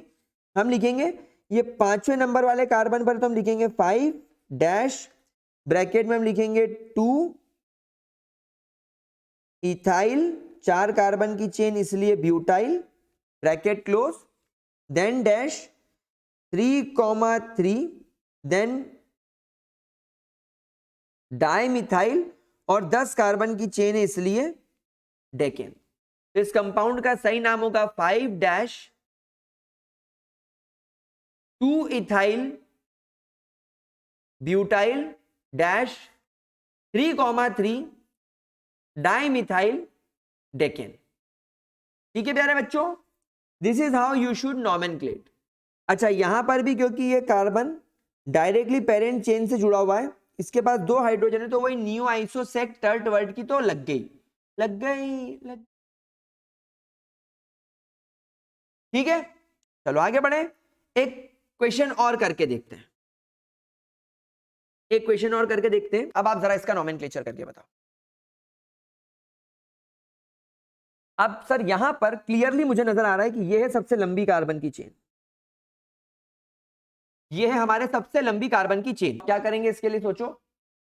तो जैसा मैंने कहा कि इसके लिए सबसे लंबी कार्बन की चेन तो मेरे को यही दिख रही है, और नंबरिंग मुझे यहीं से शुरू करनी पड़ेगी क्योंकि ये और ये पास में छोटे कार्बन पड़ जाएंगे। यहां से शुरू करूंगा तो ज्यादा नंबर देना पड़ेगा। तो नंबरिंग तो यहीं से स्टार्ट होगी 1 2 3 4 5 6 7 8 9 एंड 10। अब आप देखो चौथे नंबर वाले कार्बन पर इस कार्बन को ऑब्जर्व करो। अब भैया ये कार्बन नंबर 1 होगा, सब्स्टिट्यूएंट में ये 2 होगा और ये 3 होगा, और ये सेकेंड नंबर वाला कार्बन जुड़ा हुआ है। तो अब अगर क्योंकि ये थर्ड नंबर वाला कार्बन आ रहा है तो ये हो गया आपका सेकेंड लास्ट। हाँ, कंडीशन फुलफिल हो रही है। और क्योंकि ये सेकेंड लास्ट कार्बन है और इसके पास में 2 मिथाइल ग्रुप है, मतलब ये हो गया आइसो। क्या करेंगे इसके लिए सोचो। तो जैसा मैंने कहा कि इसके लिए सबसे लंबी कार्बन की चेन तो मेरे को यही दिख रही है, और तो यार ये पूरी कंडीशन मेरे को आइसो की फुलफिल होती हुई नजर आ रही है। मतलब ये हो गया आइसो, दिस बिकम्स आइसो। तो 3 कार्बन की चेन है, मतलब ये हो गया अपना आइसोप्रोपाइल। अब यहां देखो ये कार्बन जो कि पेरेंट चेन से कनेक्टेड है, इसके पास में एक अल्काइल ग्रुप इधर और एक अल्काइल ग्रुप इधर और एक हाइड्रोजन, मतलब ये आइसो नहीं पर सेकेंडरी कार्बन जरूर है, तो ये सेक हो गया। लेकिन अब सवाल ये है कि ये है आपका सेक ब्यूटाइल क्योंकि 4 कार्बन है, और ये है आपका आइसोप्रोपाइल, ये है आप लोगों का isopropyl. So this is isopropyl, this is sec butyl. अब इन दोनों में से किसको पहले लिखें। अब आधे से ज्यादा बच्चे बोलेंगे सर ये प्रोपाइल है, ये पी से स्टार्ट हो रहा है, सर ये ब्यूटाइल है, ये बी से स्टार्ट हो रहा है, तो टेक्निकली ब्यूटाइल प्रेफरेंस में आएगा। लेकिन ऐसा नहीं है।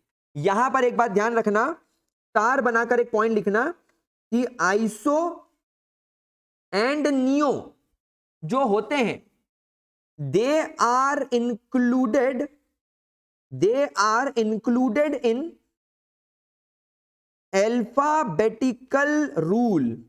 वहीं पर आपके जो सेक होता है और जो आप लोगों का टर्ट होता है, they are not included in alphabetical rule. ये अल्फाबेटिकल रूल में इंक्लूड नहीं होता। क्या ये बात समझ में आई? क्या ये चीज आप लोगों को क्लियर हुई? क्या इसके अंदर कोई परेशानी, कोई दिक्कत?